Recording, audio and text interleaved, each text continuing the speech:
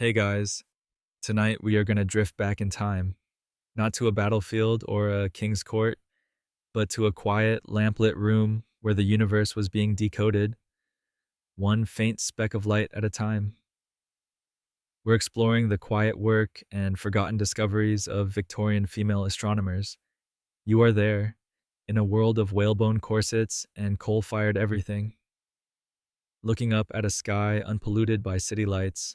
A sky so clear it felt like you could reach out and smudge a nebula with your thumb. But this is the 19th century, and as a woman, you aren't supposed to be reaching for the stars. Frankly, you probably wouldn't survive a week here. Not with the typhoid, the 7 layers of clothing, and the soul crushing etiquette. So, before you get comfortable, take a moment to like the video and subscribe, but only if you genuinely enjoy what I do here. Let us know where you're listening from and what time it is in your corner of the world. It's always nice to see where the stories are landing. Now, dim the lights, maybe turn on a fan for that soft background hum, and let's ease into tonight's journey together. The air is thick, a heavy mixture of damp fog and coal smoke that tastes metallic on your tongue. It clings to your woolen shawl and muffles the rhythmic clopping of a horse drawn omnibus making its way down the slick, gray cobblestone street. This is London. Not the London of today, a sprawling electric metropolis, but a city lit by the soft, almost theatrical hiss of gaslight. Each lamp casts a hazy, isolated pool of amber onto the pavement, a tiny island of clarity in the rolling sea of fog. The light barely penetrates the gloom, making figures emerge and dissolve like ghosts. You pull your shawl tighter, the damp cold seeping deep into your bones in a way that feels uniquely, profoundly British. Your world is one of strict, almost suffocating order. It's a world of boundaries, both visible and invisible. The most significant of these is the concept of separate spheres. It's a simple, unyielding doctrine. The man's world is the public sphere, the world of business, politics, science, and industry. His domain is the grimy, bustling, competitive world outside the front door. Your world as a respectable woman is the private sphere. Your domain is the home. It is a world of domestic management, of child rearing, of maintaining a peaceful, orderly sanctuary for your husband to return to, a refuge from the corrupting influence of public life. This wasn't just a casual social trend. For much of the Victorian era, it was enshrined in law. The principle of femme covert meant that upon marriage, a woman's legal identity was subsumed by her husband's. Her property, her earnings, even her children, legally belonged to him. You are, in the eyes of the state, less of an individual and more of a domestic extension of your husband. Of course, life is rarely so simple. Historians still argue whether this rigid ideal of the angel in the house was a tangible reality for the millions of working class women in factories and fields, or if it was primarily a performance demanded of the rapidly growing middle and upper classes. For them, life was a stage, and the script was a book of etiquette thicker than a tombstone. Every single interaction was governed by a labyrinth of rules: how you enter a room, how you hold your teacup, when you're allowed to speak to a man to whom you haven't been formally introduced. It's all codified.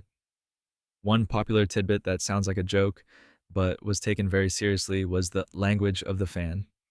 A fan held to the right cheek meant yes, held to the left, no.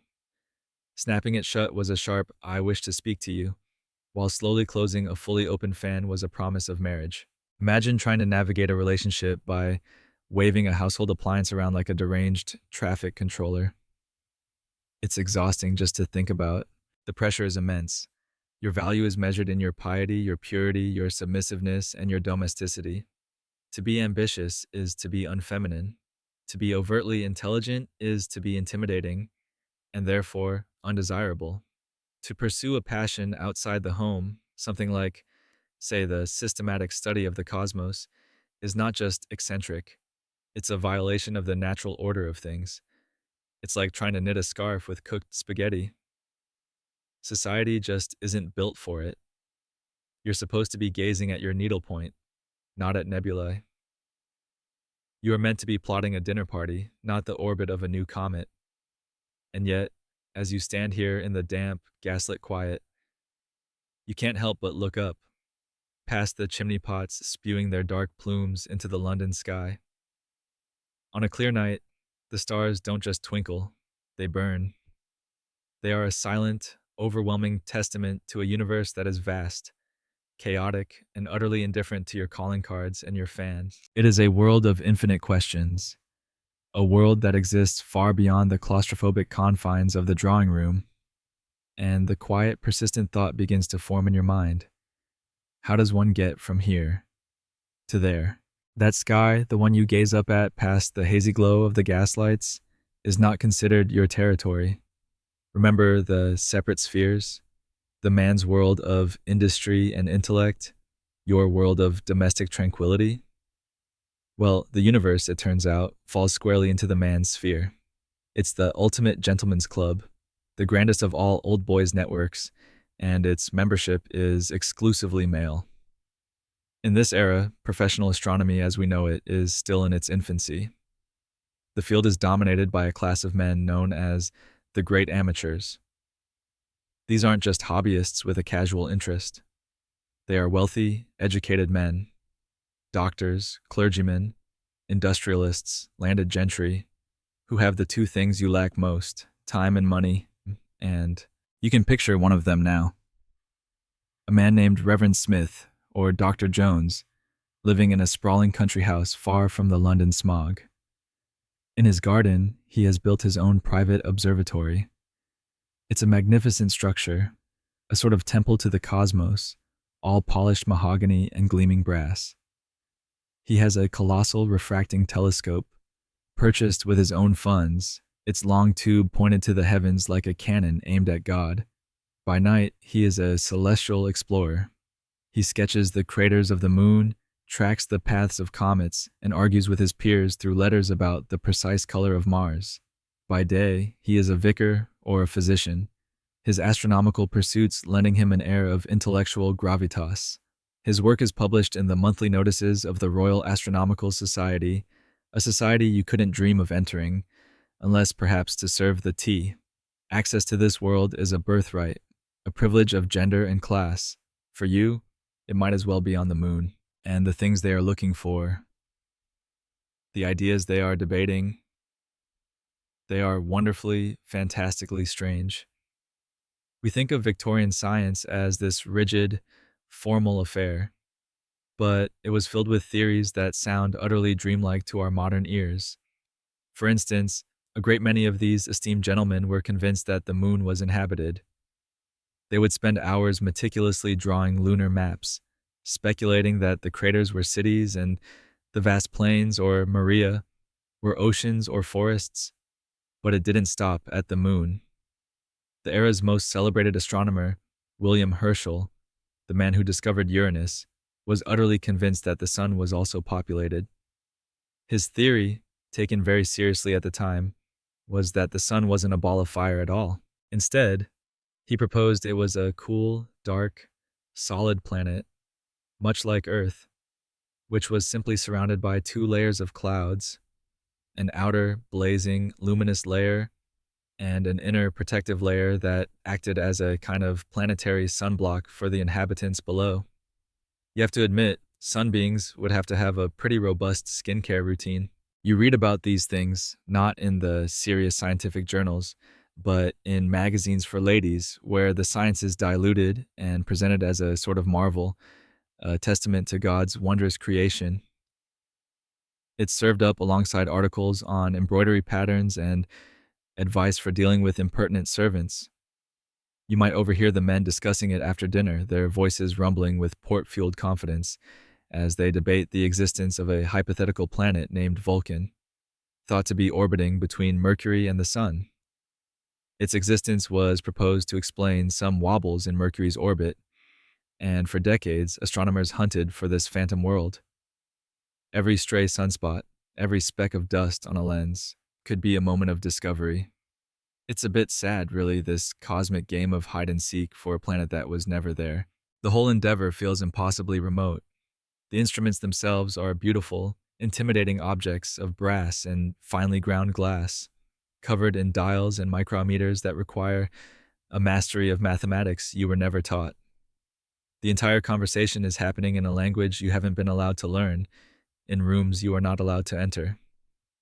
Historians still argue about the precise moment astronomy stopped being this kind of gentleman's passionate pastime and began its slow, often messy, transition into a rigorous, professional science funded by universities and governments. But for now, in this moment, it is a closed garden. You are on the outside, peering through the gate. You see the faint glimmers of the party within. You hear the muffled sounds of exciting conversation, but the lock is firm. The question that was once, how do I get from here to there, becomes something more fundamental, more frustrating. How do I even learn the words? How can you chart the stars when you've never been taught how to build the map? That question hangs in the air, cold and sharp as the winter night. How do you learn the words? For a young man, the path is clear, laid out like a Roman road. It leads through preparatory schools like Eton or Harrow and culminates in the hallowed, ivy-clad colleges of Oxford or Cambridge. There, he can study natural philosophy and mathematics, sit at the feet of the world's greatest minds, and gain access to the libraries, the laboratories, and the observatories that are the engines of the British scientific empire. For you, that road doesn't just have a toll.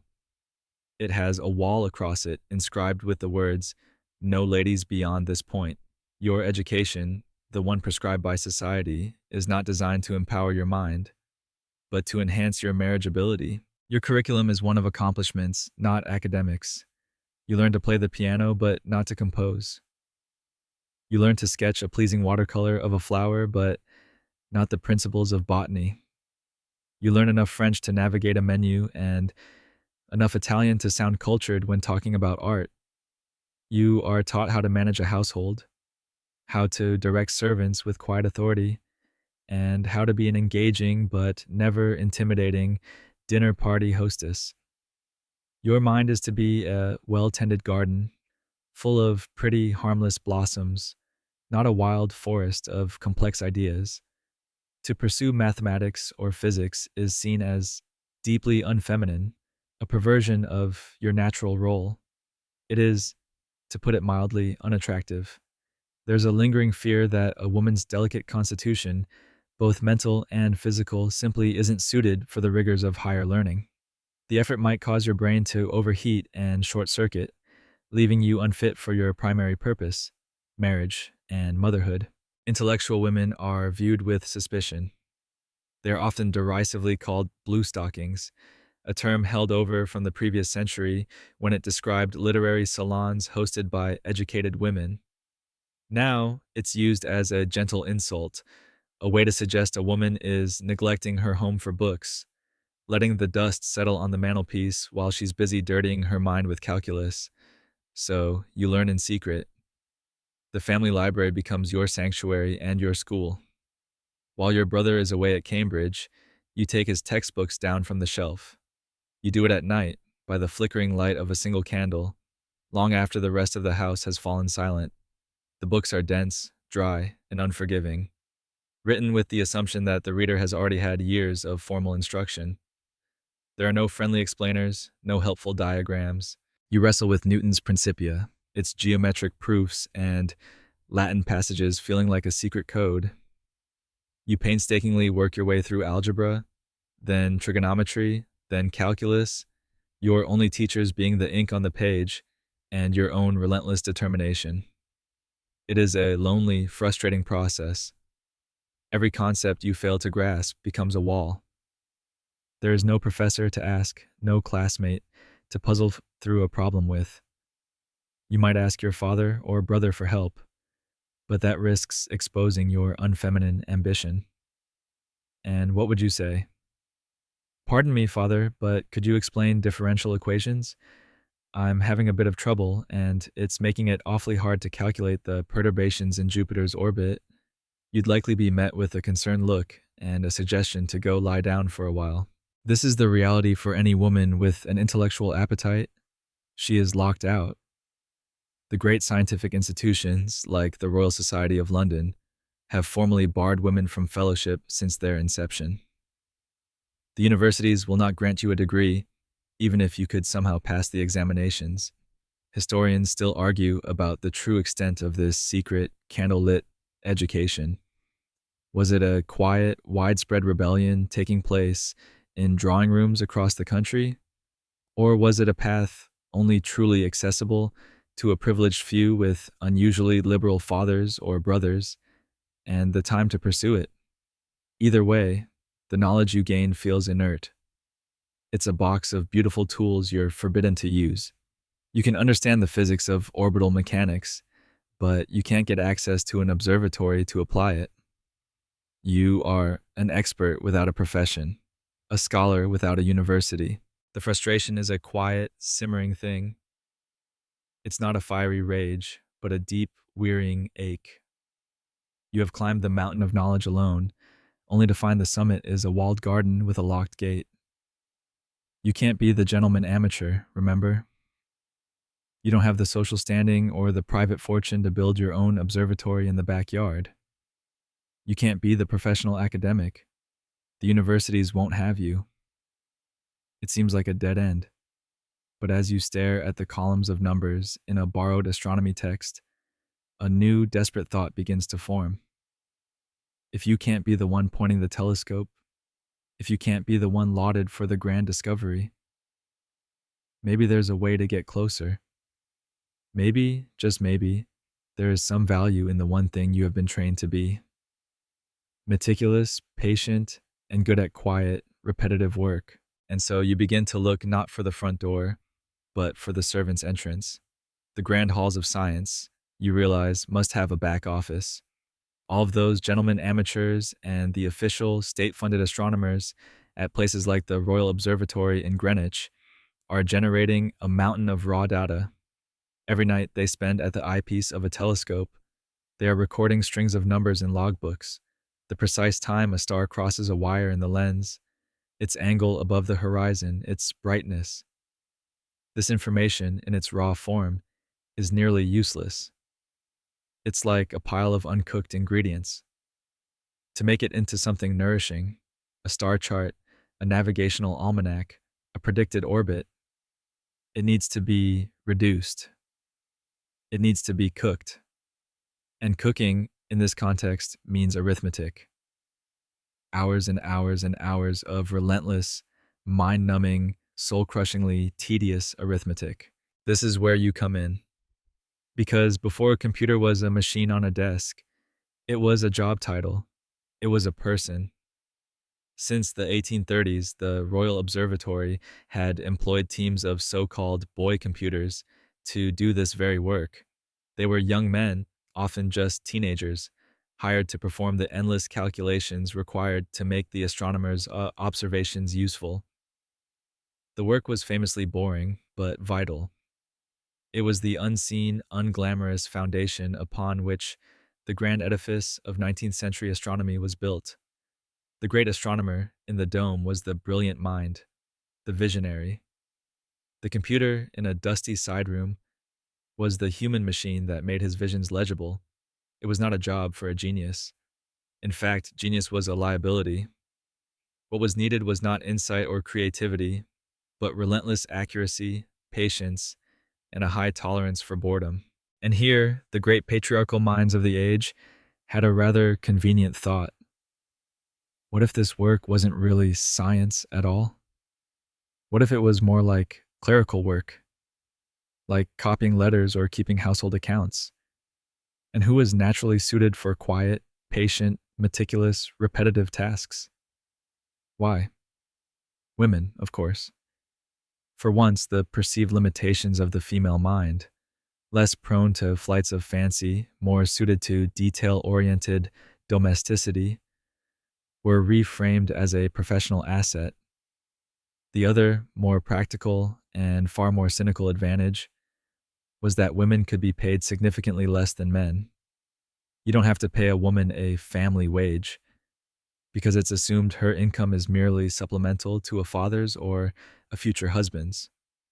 So you are not just the ideal candidate, you are a bargain. It's the one time in your life you'll find that being underestimated works entirely in your favor. So you see a small, discreet advertisement or hear through a family connection that an observatory is looking for a calculating assistant. You apply. During the interview, no one asks you about your theories on the composition of nebulae. They ask to see your handwriting. They give you a long, intimidating column of numbers to add up, checking not just for the correct answer, but for your speed and your neatness. You are hired not for the fire in your mind, but for the steadiness of your hand. You are given a desk in a small, quiet room with several other women. It's not the observatory dome. You might never even see the great telescope, but it smells of old paper, ink, and floor wax. The only sounds are the soft scratching of nibs on paper, the rustle of a turning page in a book of logarithms, and the ticking of a large regulator clock on the wall. The work is exactly as advertised. You are given a sheet of raw observations and a set of instructions, and you calculate all day. For 8 hours, you are a machine made of flesh and bone. Historians still argue whether this was a genuine, revolutionary step forward for women in science or simply a new, more sophisticated form of intellectual exploitation. Was this a crack in the door or just a more comfortable cage? It certainly felt like both. On the one hand, you are in. You are working with the sacred texts, the raw data from the heavens. You are a part of the great scientific enterprise you so admired from afar. On the other, your contribution is deliberately framed as mechanical, not intellectual. You are the hands, not the head.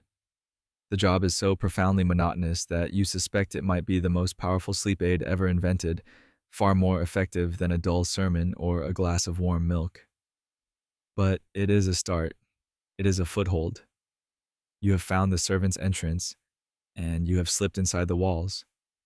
You may be in the scullery, but you are in the house. And from here, you can start to listen.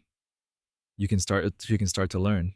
As you sit at your desk, the silence of the calculating room broken only by the scratching of pens, you might feel a strange sense of companionship. You are not the first woman to perform such a task. Your quiet, meticulous work has a precedent. There is a ghost in this machine, a formidable spirit who haunted the observatories of England decades before you were even born. Her name is Caroline Herschel, and she is the patron saint of women like you. The assistants, the calculators, the unseen figures who make the great discoveries possible. Her story is a blueprint for your own, a quiet lesson in sacrifice, persistence, and the high price of admission to the world of stars. She didn't begin her life in a library or an observatory, but in a state of near servitude in Hanover, Germany. Born in 1750, Caroline's future was meant to be entirely domestic. Her mother, a practical and unsentimental woman, saw no point in educating a daughter beyond the skills needed to run a household. But Caroline's early life was scarred by illness. A bout of typhus at age 10 stunted her growth, ensuring she never grew past 4 feet, 3 inches. It also scarred her face with smallpox. In the cruel calculus of the 18th century, this meant her marriage prospects were considered null and void. Her destiny, it seemed, was to be the permanent, unpaid housekeeper for her family.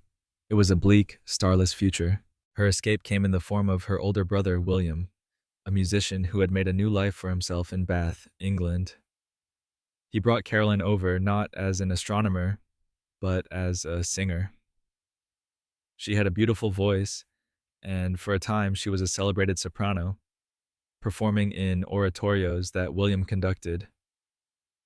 But William had another all-consuming passion: astronomy. He was the quintessential gentleman amateur you imagined earlier, grinding his own telescope mirrors, spending every spare moment gazing at the heavens from his backyard. And gradually, inevitably, Caroline was drawn from the stage into the observatory. It was less a choice and more a slow gravitational pull. She traded a life of applause for a life of freezing, silent nights. You could say she traded one form of servitude for another, but at least this one came with a view of the cosmos. Her work as William's assistant was far more than the quiet, clean calculating you do now. She was a full-service astronomical support system. She learned to grind and polish the heavy, cumbersome mirrors for their telescopes, a physically demanding and painfully precise task. She stood by his side on bitter, black nights, so cold the ink would freeze in its well, taking down his shouted observations as he perched precariously at the top of their enormous homemade telescopes. There's a famous and frankly horrifying story of her running across their yard in the dark and impaling her leg on a giant iron hook, part of the telescope's machinery. She was laid up for weeks, but her primary concern was the interruption to their work. Your work may be tedious, but at least it doesn't come with a risk of tetanus and grievous bodily harm. In the moments when William slept, exhausted from his own labors, Caroline began to sweep the skies for herself with a small telescope he had made for her. She was a natural. She had the patience and the sharp eye of a true observer. She began discovering things. First one comet, then another and another. She became a comet hunter of international repute. This work did not go unnoticed. In 1787, King George III, who had become William's patron, granted Caroline an annual pension of £50 to formally serve as her brother's assistant. This was a landmark moment. It made Caroline Herschel the very first woman in England to be officially employed and paid for her scientific work. Of course, it was a fraction of her brother's salary, a quiet reminder of her secondary status, but it was recognition nonetheless.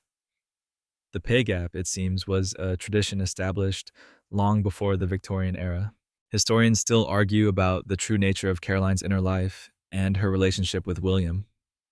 Was she a willing, devoted partner subsuming her own ambitions for the sake of a shared scientific quest?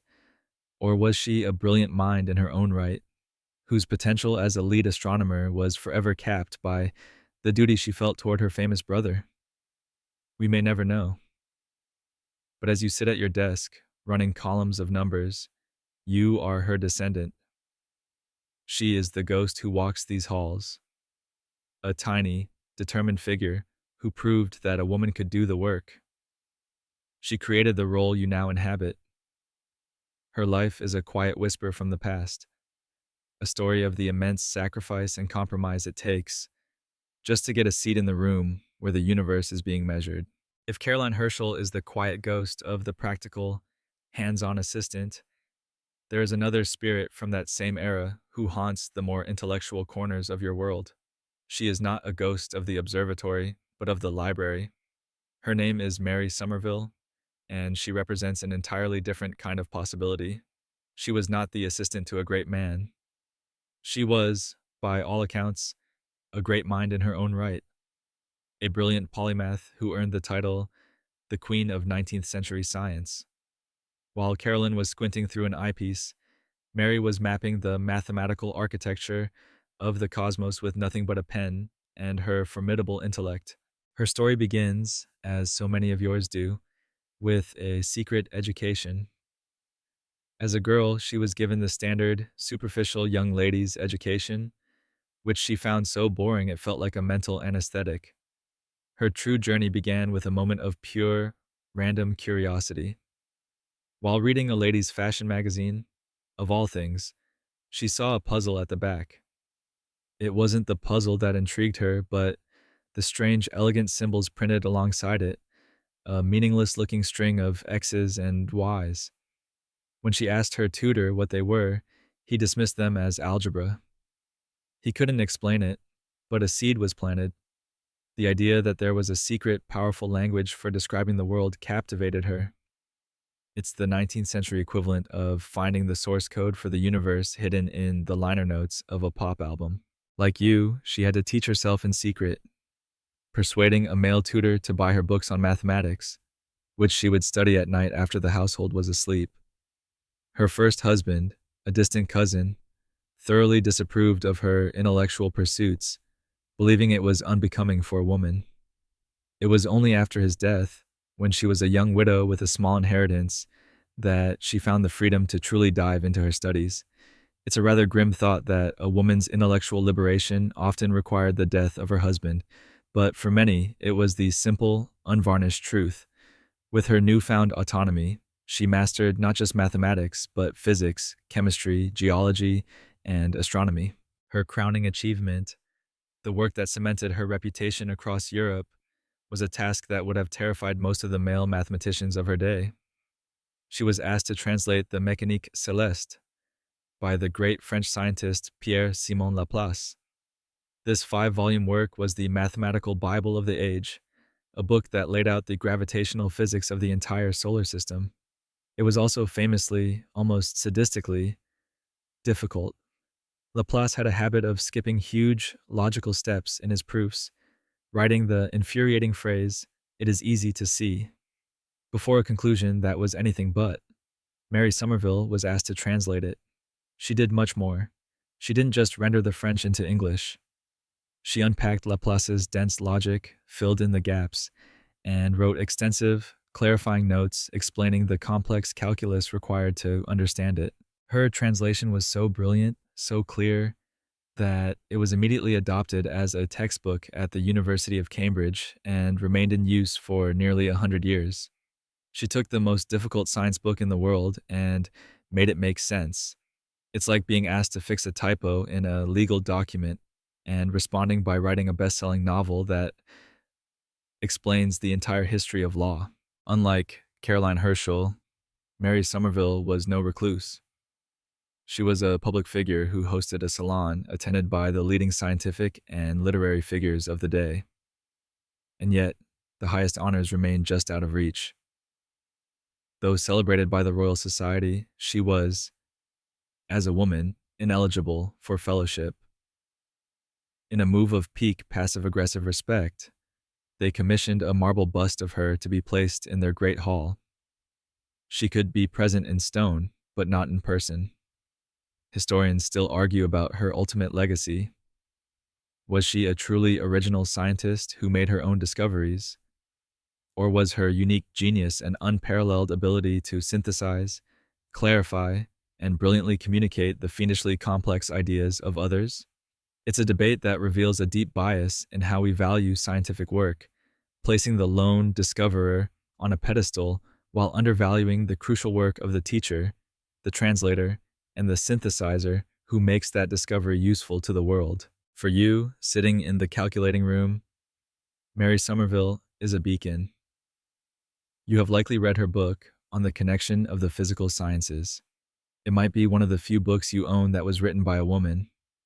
In it, she weaves together all the disparate threads of science, astronomy, physics, light, electricity, into a single, beautiful tapestry. She makes the universe feel coherent and understandable. She is the ultimate proof that the female mind is not only capable of grasping these concepts, but of mastering them.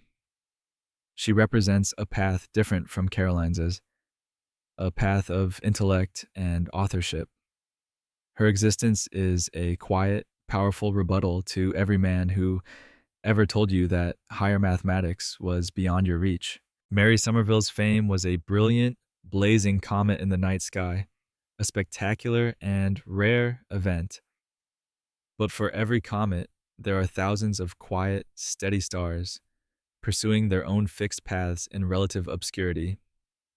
Her intellectual celebrity was an inspiration, but her path was not one that most women could follow. You didn't have to be a once-in-a-generation genius who could untangle the mathematics of Laplace to have a passion for the heavens.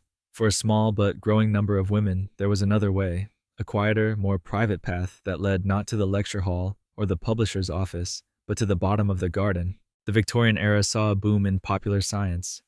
Technology, particularly in optics, was making high-quality telescopes more accessible and affordable than ever before. For an affluent middle-class family, owning a telescope and building a small, private observatory in the garden became a fashionable status symbol. It was a sign of culture and intellectual curiosity, much like having a piano in the parlor or a well stocked library. This was the domain of the gentleman amateur we've met. But what happened when it was the lady of the house who felt the pull of the cosmos? What happened when she was the one who wanted to use the expensive new instrument? Well, in a strange way, the rigid rules of society created a perfect loophole. The home, remember, is your sphere.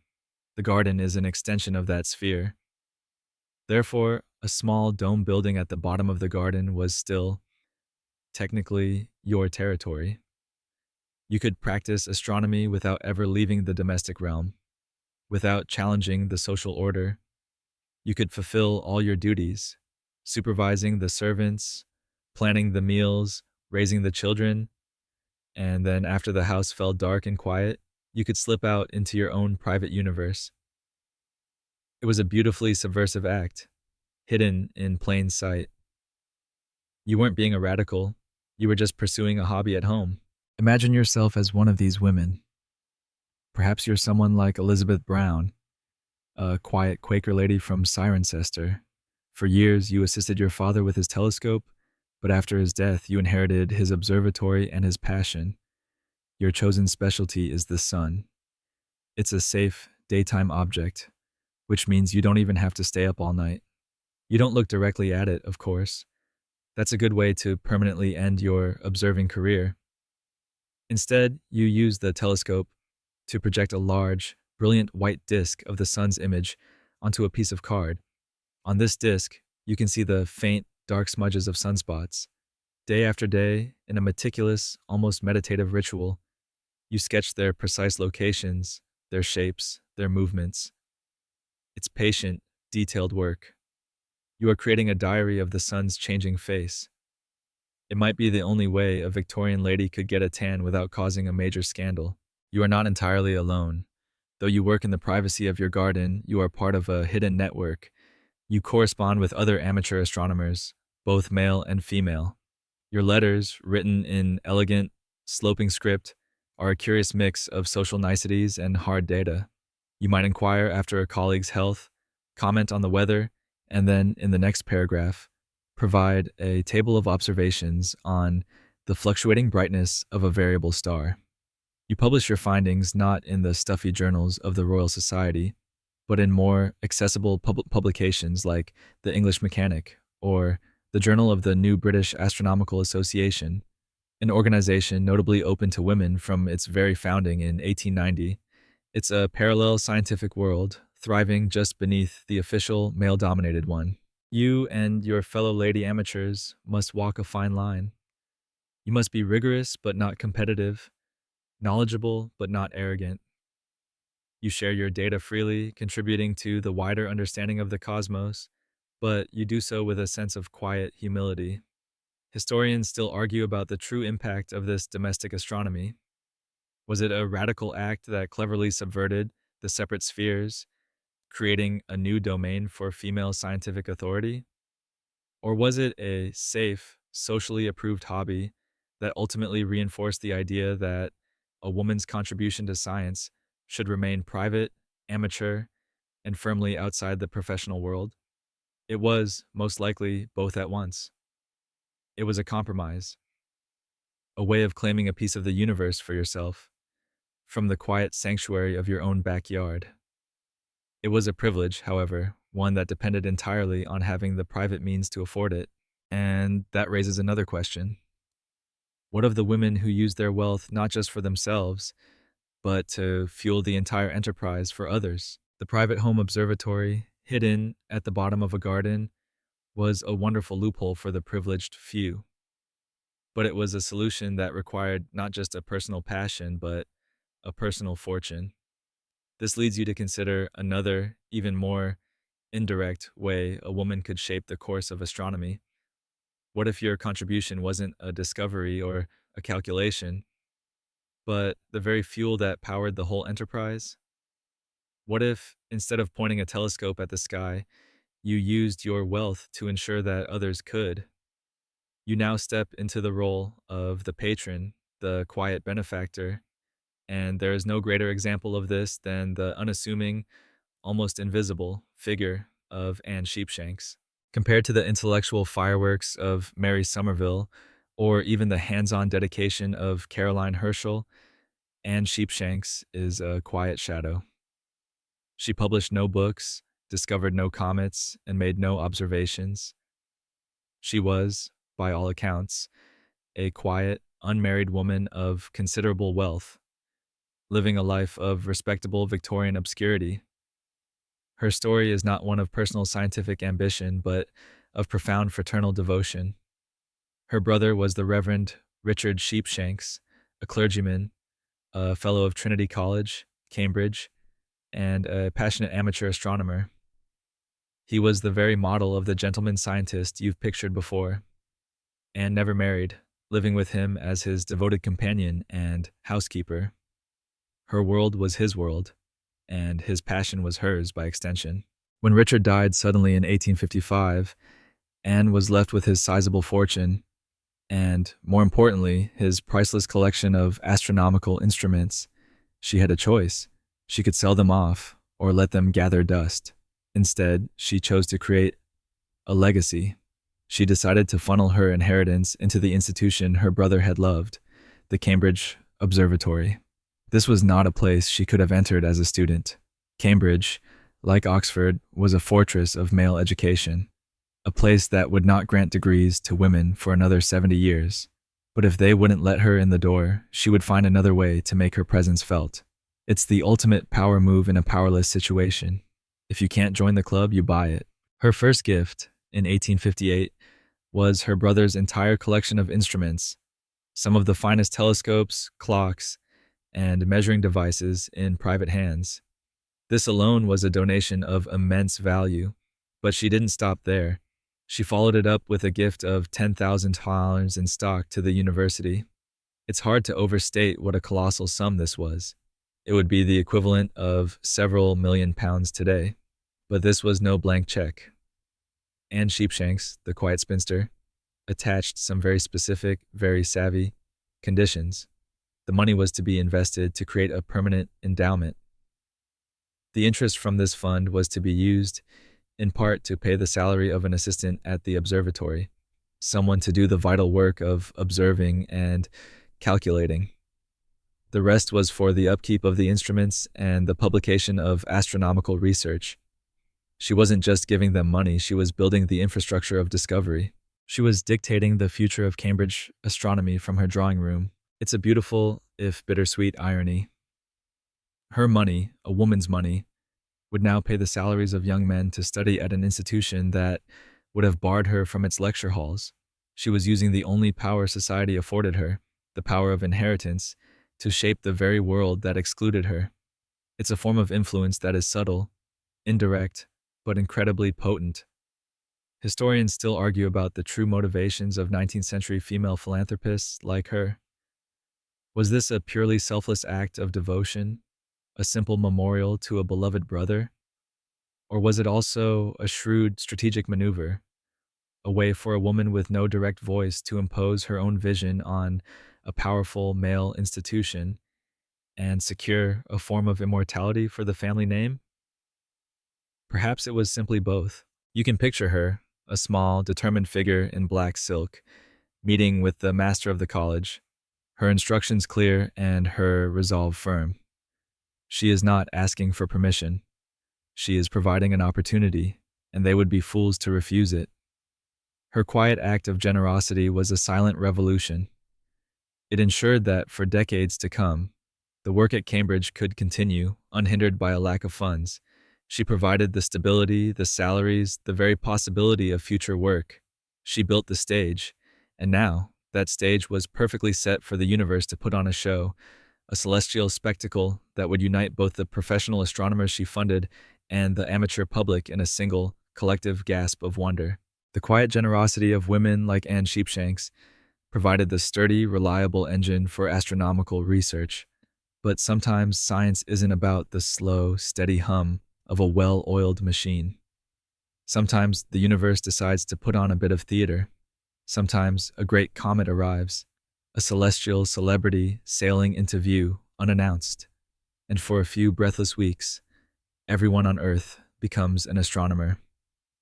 These events are the great unifiers, moments of collective wonder that briefly erase the lines between the professional scientist, the amateur, and the person on the street. The year is 1843. You are going about your day, perhaps returning from the market or taking a walk in the park. The sky is a pale, late winter blue. Suddenly, there is a murmur, a ripple of excitement spreading through the crowd. People are pointing up, their faces a mixture of awe and alarm. You follow their gaze, and you see it. It is a sharp, impossibly bright point of light, perilously close to the sun.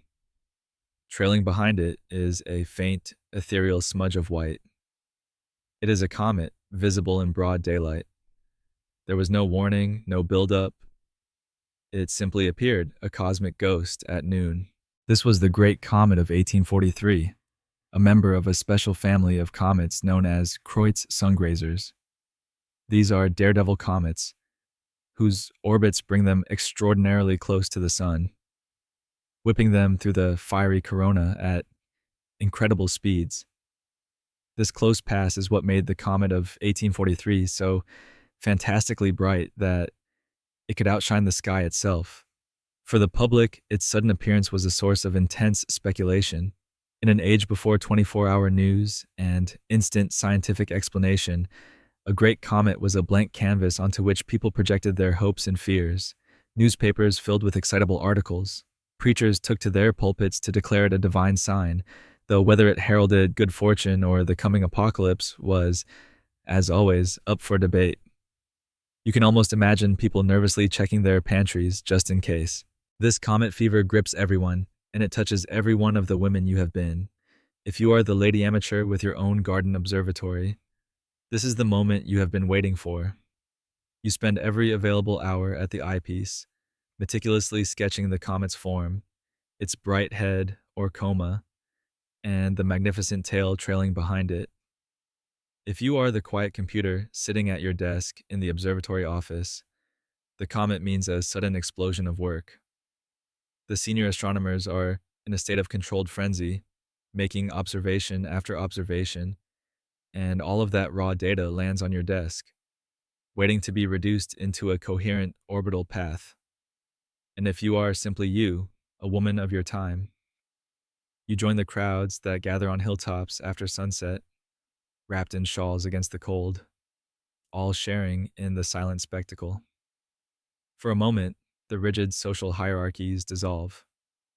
Everyone is equal under the comet, and what a spectacle it is. As the comet moves away from the sun, its true glory is revealed in the night sky. The tail. It is an immense, luminous feather, a delicate brushstroke of light that stretches across a vast swath of the heavens.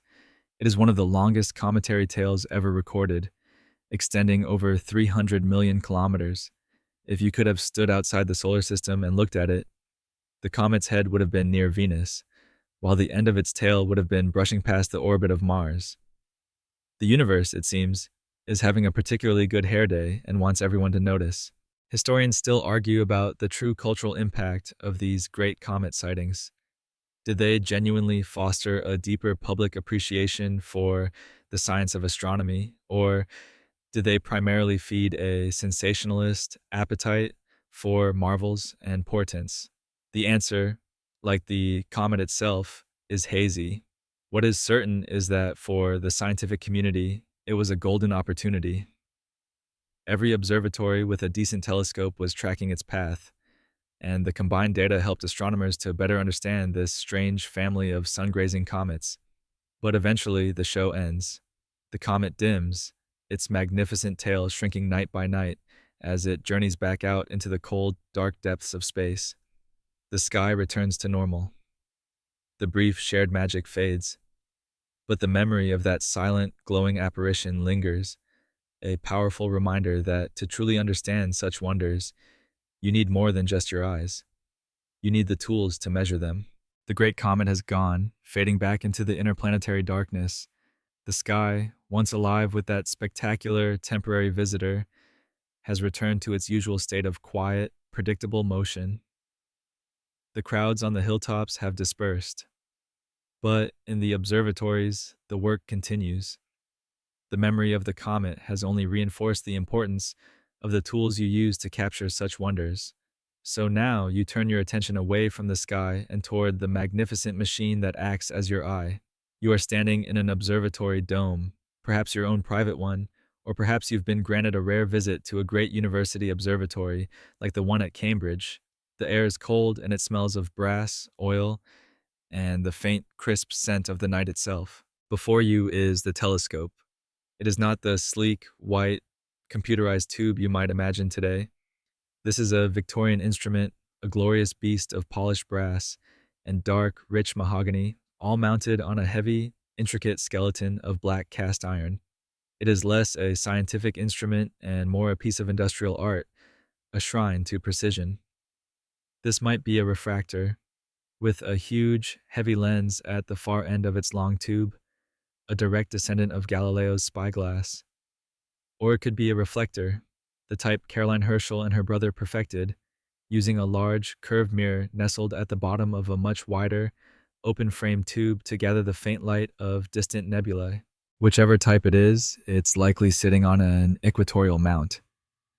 This is the real genius of the setup. It's a complex tilted arrangement of gears and axes, aligned perfectly with the Earth's own axis of rotation. Attached to it is a clock drive, a delicate clockwork mechanism of whirling governors and ticking gears that turns the entire, massive telescope silently and slowly, precisely counteracting the rotation of the Earth. Once you lock onto a star, the clock drive keeps it perfectly centered in your eyepiece. It makes the heavens stand still.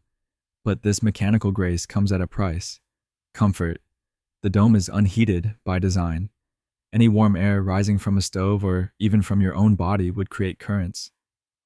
Little shimmers in the air that would distort the view, making the stars tremble and blur. So you are freezing, wrapped in layers of wool, your breath pluming in the faint light of a single oil lantern. Forgive the pun, but it seems astronomy was a field that required a cool head to prevail. You move to the eyepiece. To get there, you might have to climb a strange, ladder-like contraption with a seat on top, an astronomer's chair, which looks more like an instrument of medieval punishment than a comfortable place to sit. You peer into the lens, and there you see the impossibly fine lines of the crosshairs. These delicate threads, used for precise aiming and measurement, are often made from one of the strongest, finest materials known to science, spider silk. You can imagine the painstaking process of coaxing a spider onto a wire frame to spin its web, a task requiring the gentlest of touches. It's a bit humbling to realize that the entire grand science of mapping the stars is held together by the work of a common garden spider. Attached to the eyepiece is a filar micrometer, a beautiful little brass device with polished ivory knobs. Turning one of these knobs slowly moves one of the spider silk crosshairs. By lining up the wires with two different stars, you can measure the tiny, tiny angle that separates them. This is the bread and butter of astrometry, the science of measuring the sky. It is exacting, frustrating work. Your fingers are numb with cold as you make minute adjustments. Your eye aches from squinting. You are fighting against the building fatigue, the shivers, the sheer physical discomfort of it all. You can see why a bad back was practically a professional hazard for astronomers. You are no longer just looking at the sky. You are in a dialogue with this machine. Historians still argue about this intimate, almost symbiotic relationship between the observer and their instrument. Did the telescope become a seamless, intuitive extension of the astronomer's own senses, a new and more powerful eye? Or was it always a frustrating, mechanical barrier, a clumsy intermediary between the human mind and the pure, sublime experience of the cosmos? As you sit hunched over the eyepiece, listening to the steady tick-tick-tick of the clock drive, you feel that it's both. It is a source of power and a source of profound frustration.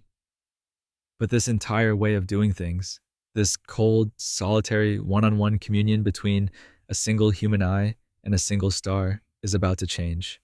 A new technology is coming. It is silent, it is objective, and it will replace the fallible human eye with the unerring gaze of chemistry. Photography is about to step into the dome, and it will revolutionize everything. The world of astronomy is about to pivot on its axis, and the change begins not with a new discovery, but with a new process. The era of the solitary, heroic observer freezing in a dome while hunched over an eyepiece is drawing to a close. The future is a chemical reaction on a piece of glass. For this part of the story, you must leave the foggy, gaslit world of London and Cambridge behind. You cross the Atlantic, arriving in the brash, ambitious, and energetic United States of America.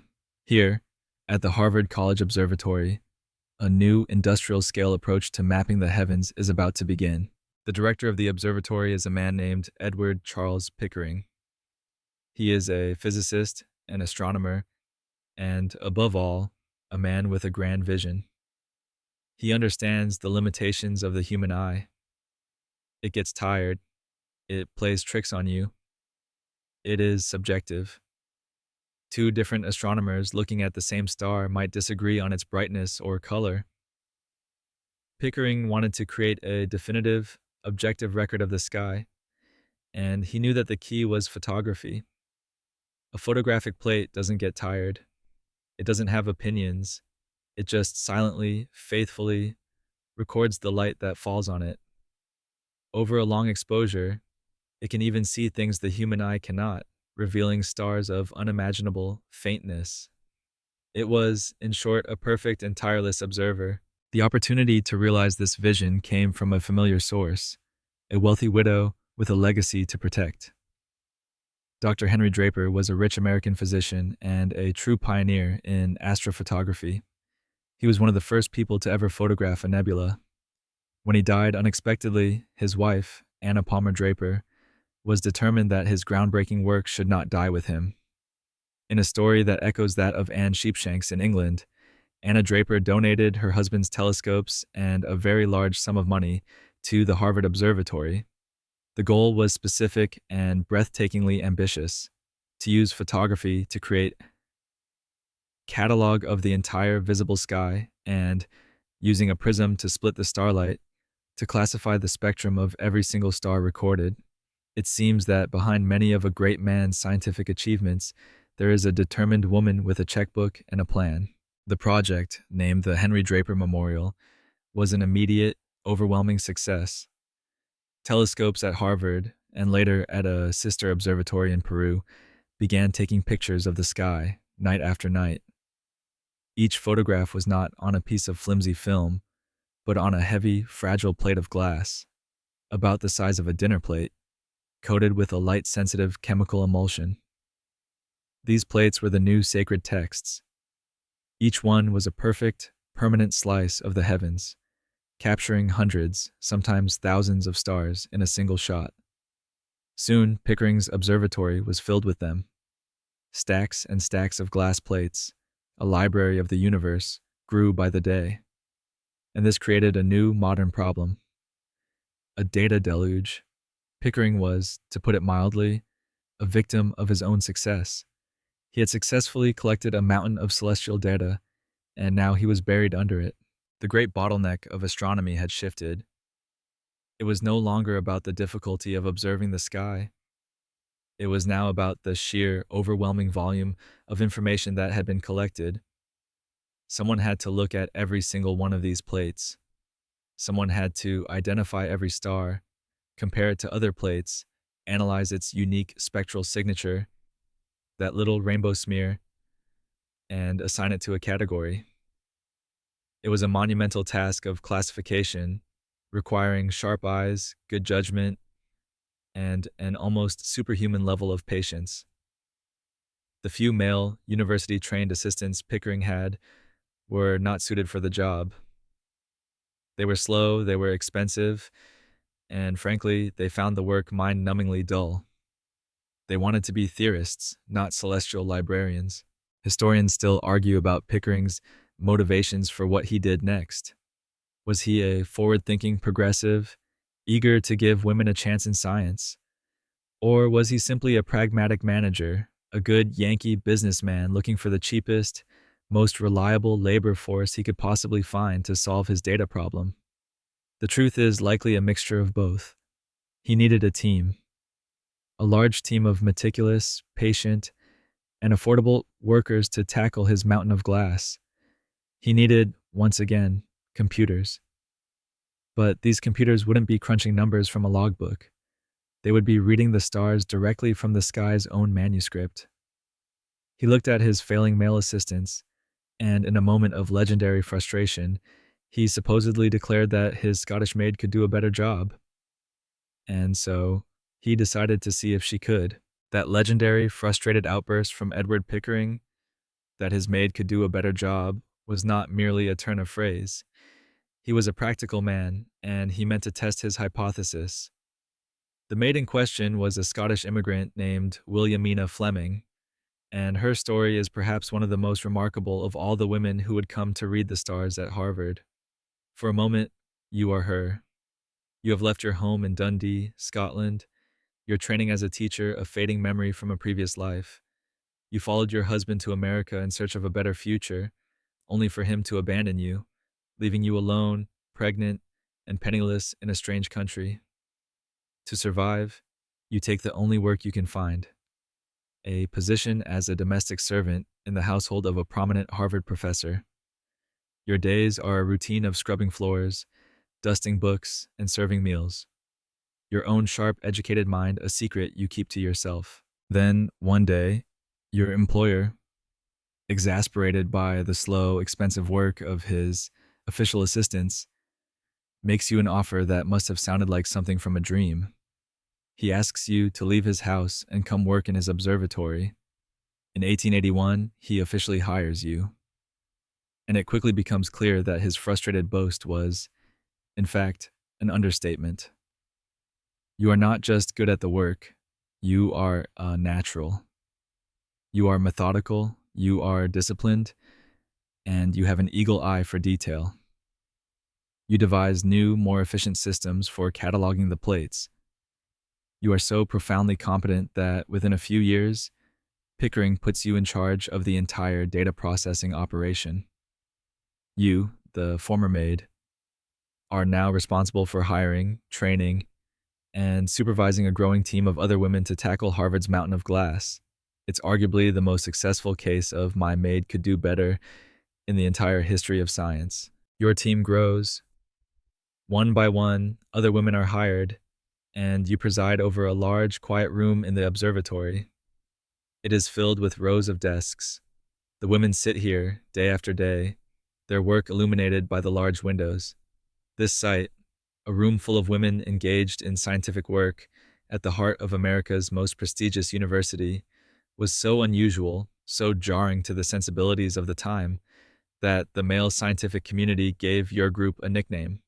They called you Pickering's harem. The term was, of course, deeply condescending. It was meant to diminish your work, to frame you not as individual scientists, but as a singular, exotic collection belonging to a powerful man. It hinted at something strange and slightly improper, denying the professionalism of the entire enterprise. The men who coined it were probably just annoyed that your team was producing faster, more accurate results for a fraction of the cost. The women you hire are not uneducated. Many are recent graduates of the newly established women's colleges, like Vassar, Smith, and Wellesley. They are brilliant, highly trained astronomers and physicists who, upon graduation, discovered that the world had no professional place for them. The job at Harvard, as monotonous and poorly paid as it was, starting at around 25 cents an hour, less than a clerical worker, was one of the only ways they could use their education and remain in the field of astronomy. For them, this room was the only port in a storm of institutional sexism. Historians still argue about the true atmosphere of this famous room. Was it a nurturing environment of female solidarity? A quiet haven where brilliant women could collaborate, free from the competitive and dismissive attitudes of their male colleagues? Or was it more like a factory floor, with you, Williamina Fleming, acting as a stern and demanding supervisor, enforcing Pickering's exacting standards, and ensuring the production line of data never slowed down. The reality was likely a complex blend of both. It was a place of immense opportunity and strict limitations, of quiet camaraderie and intense, repetitive labor. You had become the gatekeeper to one of the few professional avenues open to scientific women. It was a position of considerable, if unacknowledged, power. You stand at the head of the room, the scent of photographic chemicals and old paper in the air, holding a heavy glass plate, a captured universe of stars, ready for its reading to begin. Williamina Fleming hands you your first plate of the day. It's heavy in your hands, its cool weight a reminder of its physical reality. One side is smooth, glossy glass. The other has the slightly matte, delicate texture of the photographic emulsion. You handle it by its edges, careful not to smudge the precious data it holds. This is your piece of the universe for the next few hours. You carry it back to your desk, a small wooden island in the quiet sea of the computing room. The sun streams through the large windows, a pleasant warmth on your back. It's a world away from the shivering, bone-chilling cold of the observatory dome you left behind in England. The professional hazards have changed. You are no longer at risk of frostbite, but of slowly, permanently fusing to your chair. You place the plate on your workstation, a slanted wooden frame that is backlit from below, making the glass glow. The image is a negative. The background of deep space is a milky white, and the thousands of stars are tiny black specks of varying size and intensity. You lean forward, bringing a large, single eyepiece magnifier up to the plate. Your world shrinks to the few square inches of the glass sky visible through your lens. The soft murmur of the room fades away, replaced by an intense, focused silence. Your job is not just to count the dots, it is to read them. And this is where the genius of Pickering's method becomes clear. He had a large prism mounted over the main lens of the telescope.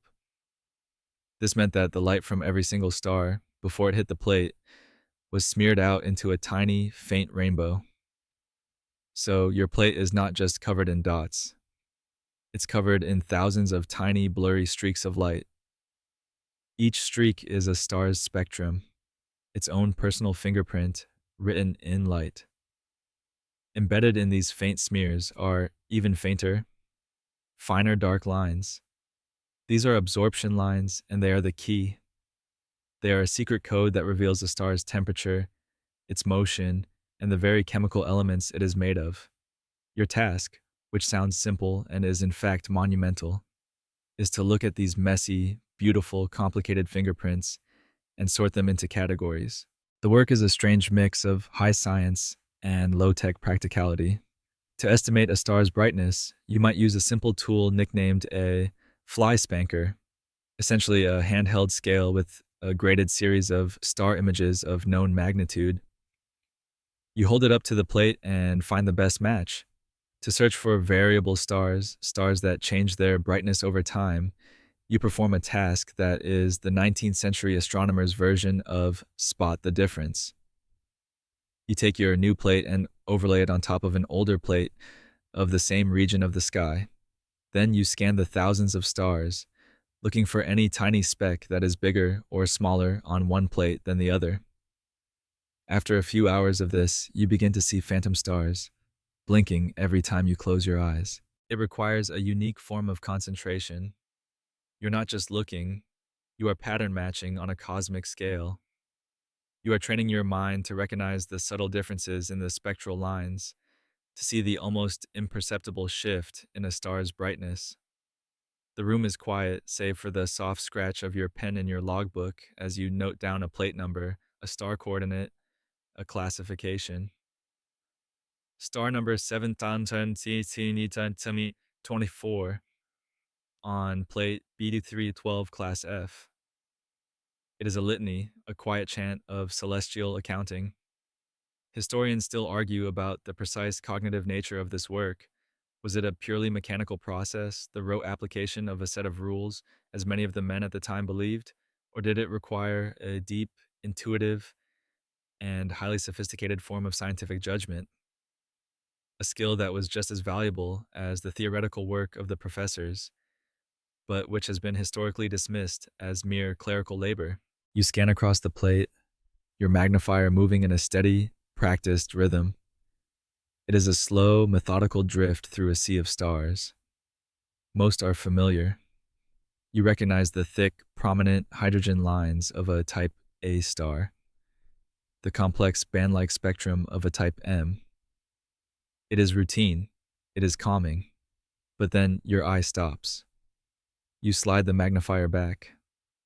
There, in a region you know well, near the bright star Alnitak in Orion's belt, is something else.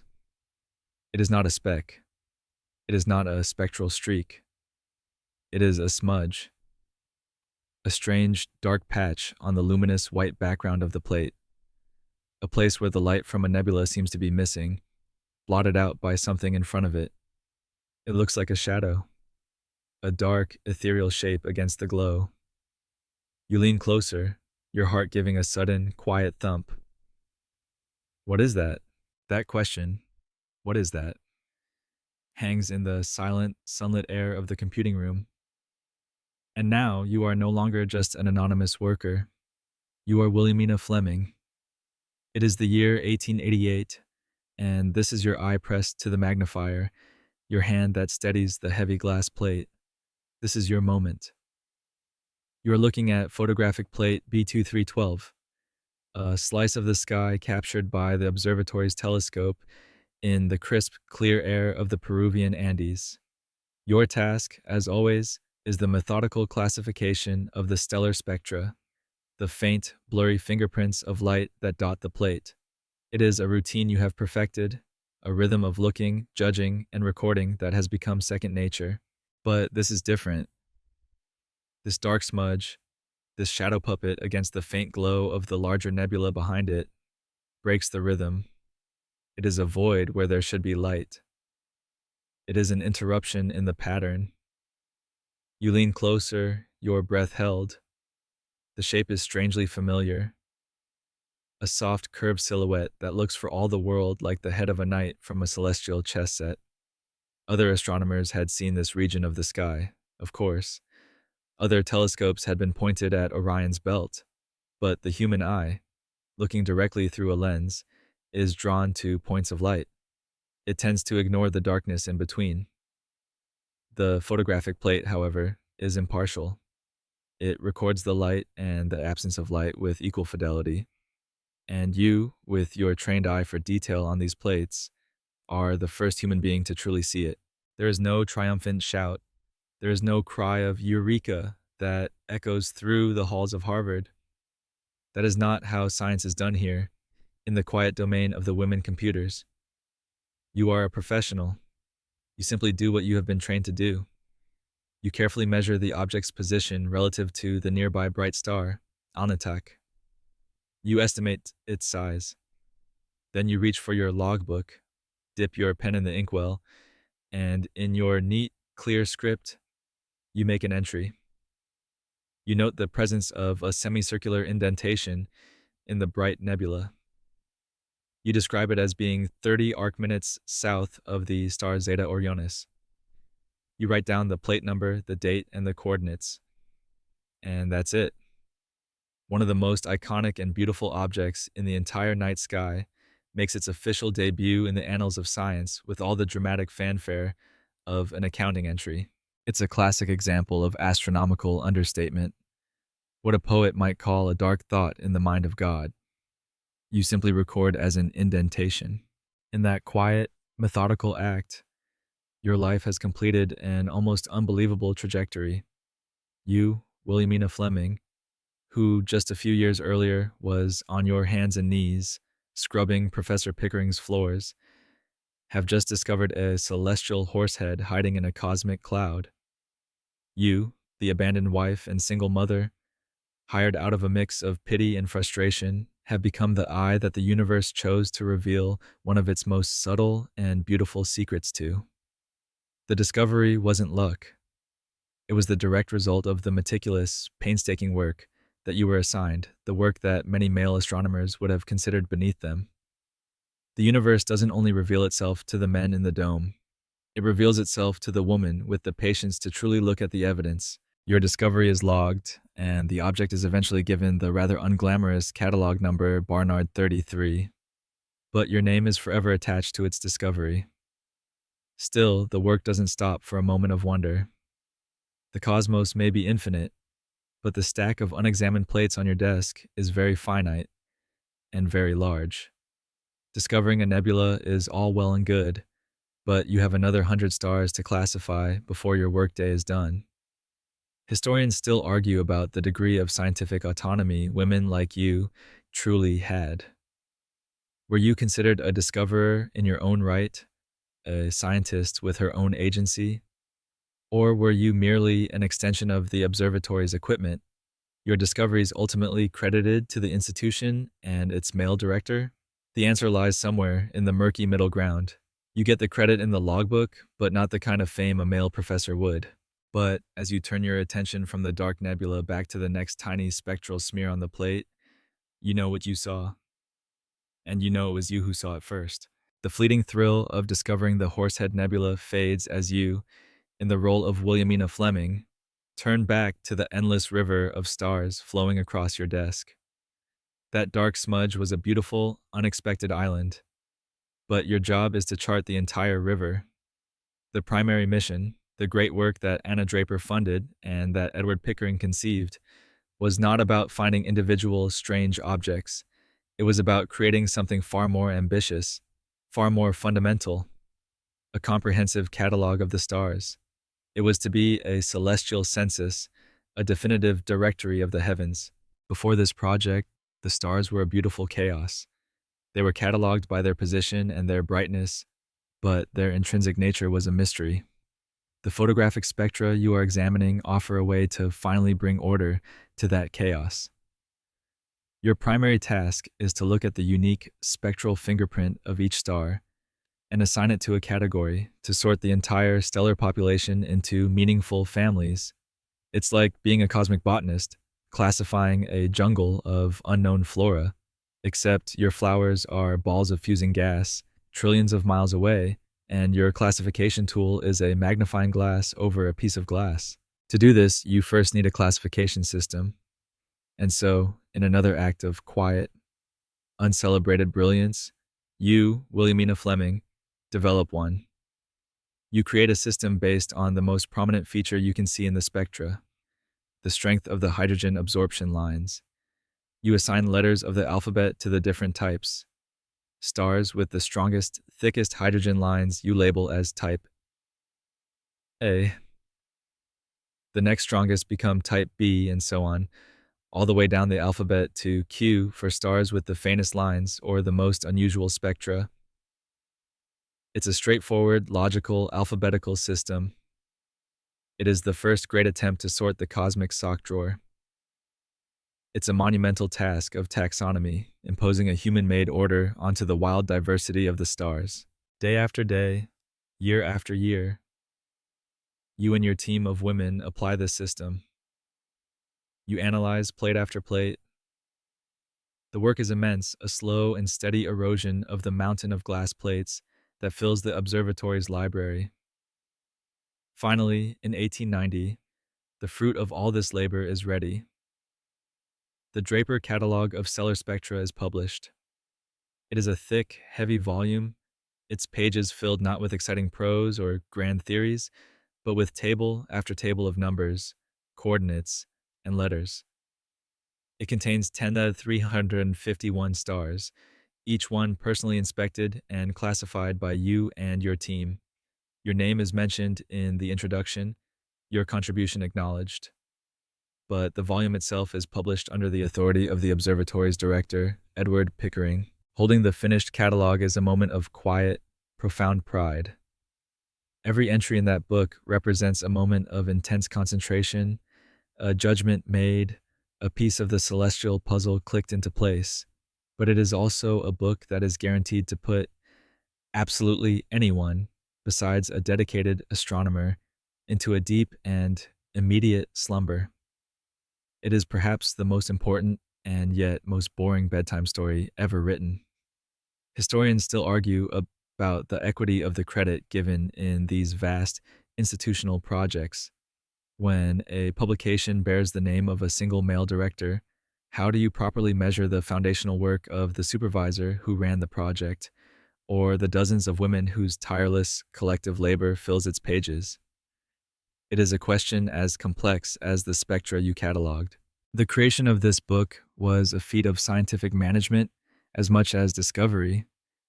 You didn't just classify the stars, you supervised the team, you checked their work, you edited the proofs, you ensured a level of uniformity and accuracy that was unprecedented. You were the project's chief scientist, quality controller, and editor, all while being paid less than the men who built the shelves to hold the plates. The first Draper catalog was your triumph, and yet science never stands still. Your alphabetical system was a work of genius, a vital first draft, but it wasn't the final answer. It was based on appearance, on the patterns you could see. It didn't yet reflect the true underlying physical property that made the stars so different, their temperature. A new mind was about to join your team, a woman with an almost supernatural ability for classification who would look at your alphabet and, in a stroke of genius, decide to rearrange it. The first catalog was on the shelf, but its sequel was already being written.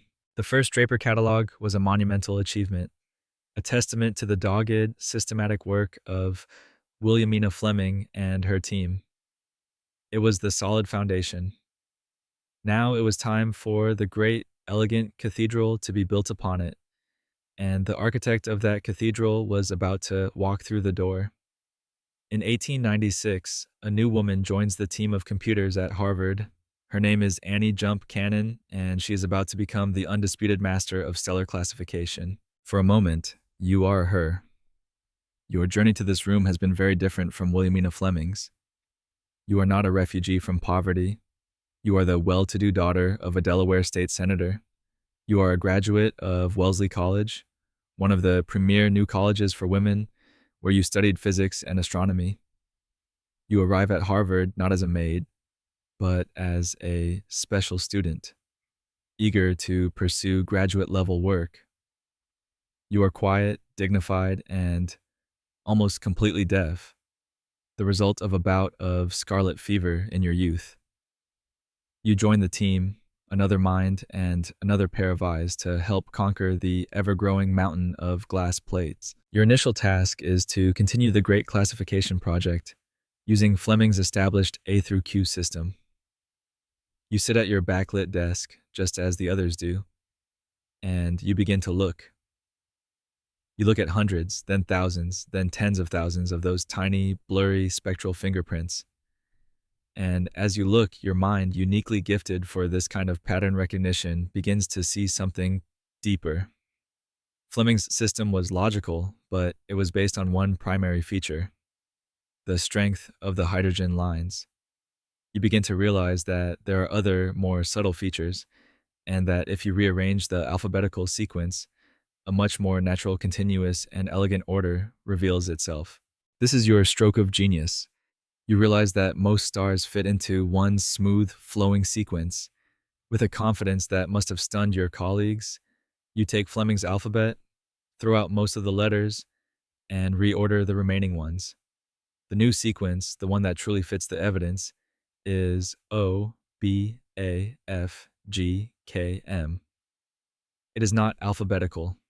It is a sequence of pure stellar logic.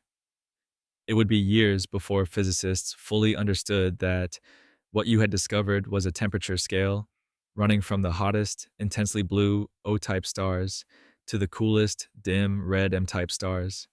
You have looked at a chaotic library of books and instinctively understood how to arrange them by subject, creating the one system that makes sense of them all.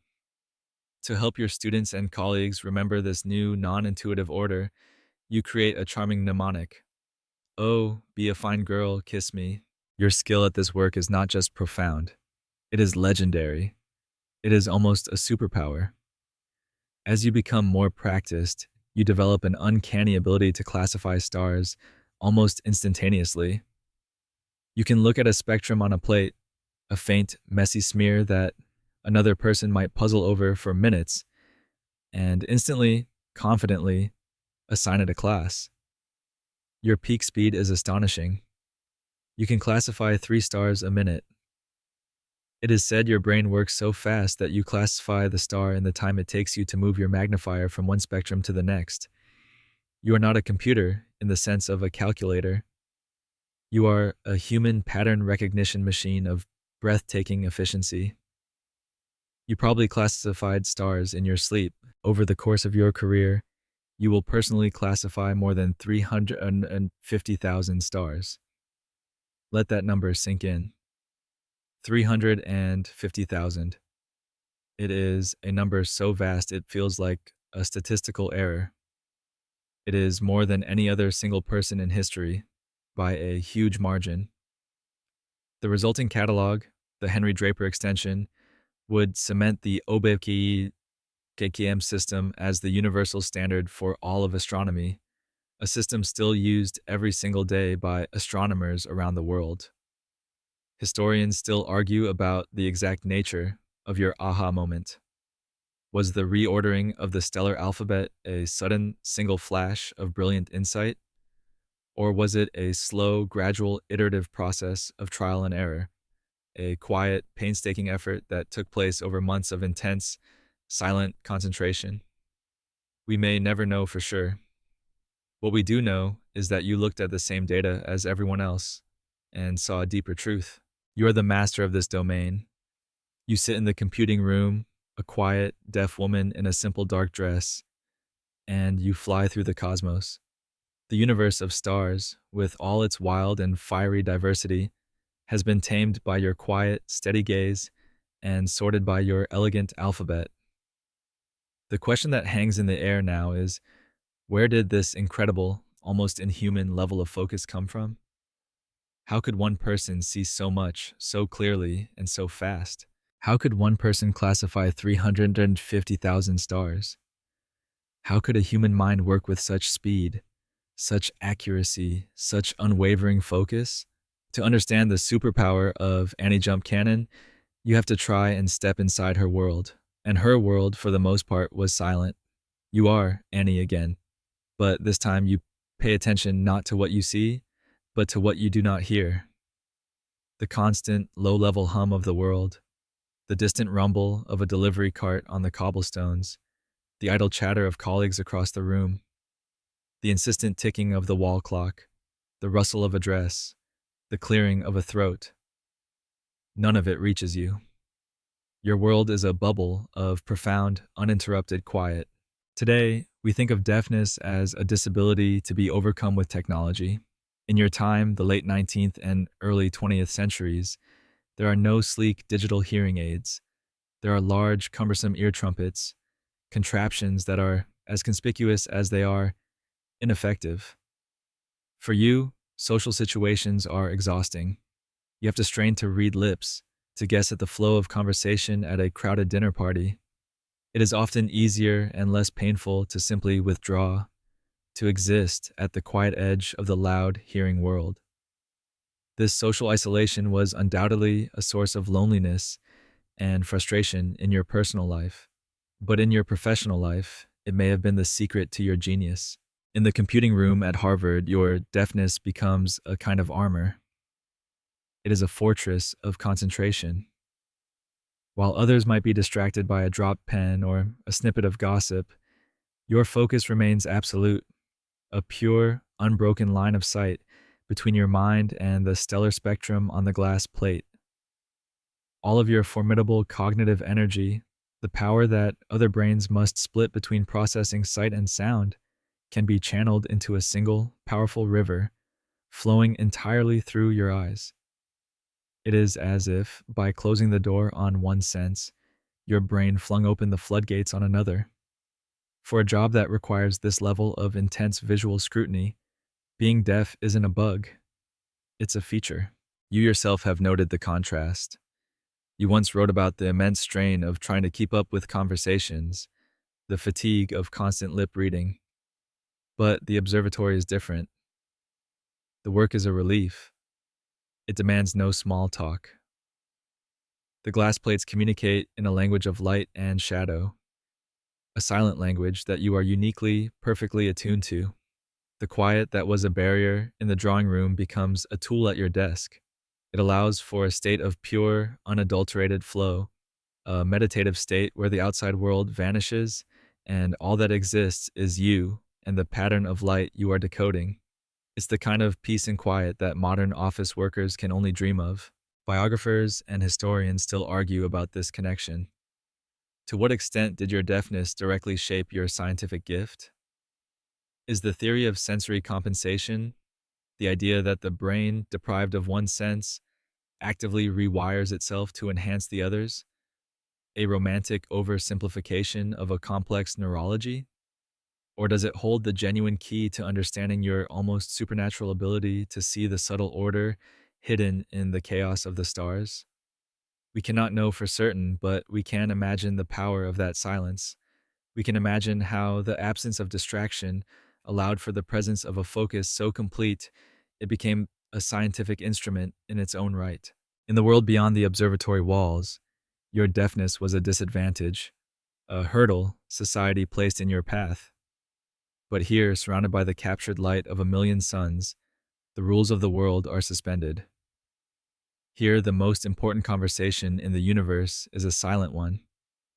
And in this quiet, luminous space, you are not disabled. You are empowered. Your silent world gives you the clearest view of the cosmos. And the elegant, orderly system you created from that vision would become the essential key for the next great lock that needed to be picked. The staggering, seemingly impossible question of the true scale of the universe itself. Annie Jump Cannon's stellar alphabet was the perfect key. It brought a beautiful, logical order to the heavens, allowing astronomers to understand the physical nature of the stars as never before. But a key is only useful if you have a lock to open. And the next lock was the biggest one of all. The terrifying, confounding question of cosmic distance. The woman who would step forward to pick that lock was yet another quiet, unassuming member of Pickering's team. Her name was Henrietta Swan Leavitt. You are now Henrietta. Like Annie Jump Cannon, you are well educated, a graduate of the Society for the Collegiate Instruction of Women, which would later become Radcliffe College, Harvard's sister school. You begin your work at the observatory as an unpaid volunteer in 1895, another brilliant mind looking for a place to put your knowledge to work. And, in a strange echo of Annie's story, you too are afflicted with a severe and worsening hearing impairment. The two women who would make arguably the most significant contributions in the room were the two who could hear the least of its chatter. The universe, it seems, prefers to speak its greatest secrets in whispers to those who are best at listening to the silence. Your task is different from Annie's. You are not classifying every star on the plate. Your job is more specific, more specialized. You are a hunter of variable stars. You are assigned the plates from Harvard's Peruvian station, which have captured the best images of the large and small Magellanic Clouds, two hazy, cloud-like objects in the southern sky, now known to be small satellite galaxies of our own Milky Way. Your job is to perform that painstaking spot the difference task we spoke of earlier. You compare plate after plate of the same region, looking for the tiny stars that wink, the ones that grow brighter and then dimmer over a regular cycle. It's the most meticulous job imaginable, like trying to find a single firefly that's blinking out of sync in a field of millions. You are exceptionally good at it. You identify and catalog thousands of new variable stars, but you don't just find them, you measure them. You focus on a particular type known as Cepheid variables. For each one, you meticulously plot its light curve, calculating how bright it gets at its peak and how long its cycle, or period, takes to complete. And as you compile this data, looking at the columns of numbers in your logbook, a stunning, unbelievable pattern begins to emerge from the noise. It is a relationship of breathtaking simplicity and power. The brighter a Cepheid star appeared on the plate, the longer it took to complete its cycle. A faint Cepheid might pulse every 2 or 3 days. A dazzlingly bright one might take 30, 40, or 50 days. The connection was direct, it was clear, and it was undeniable.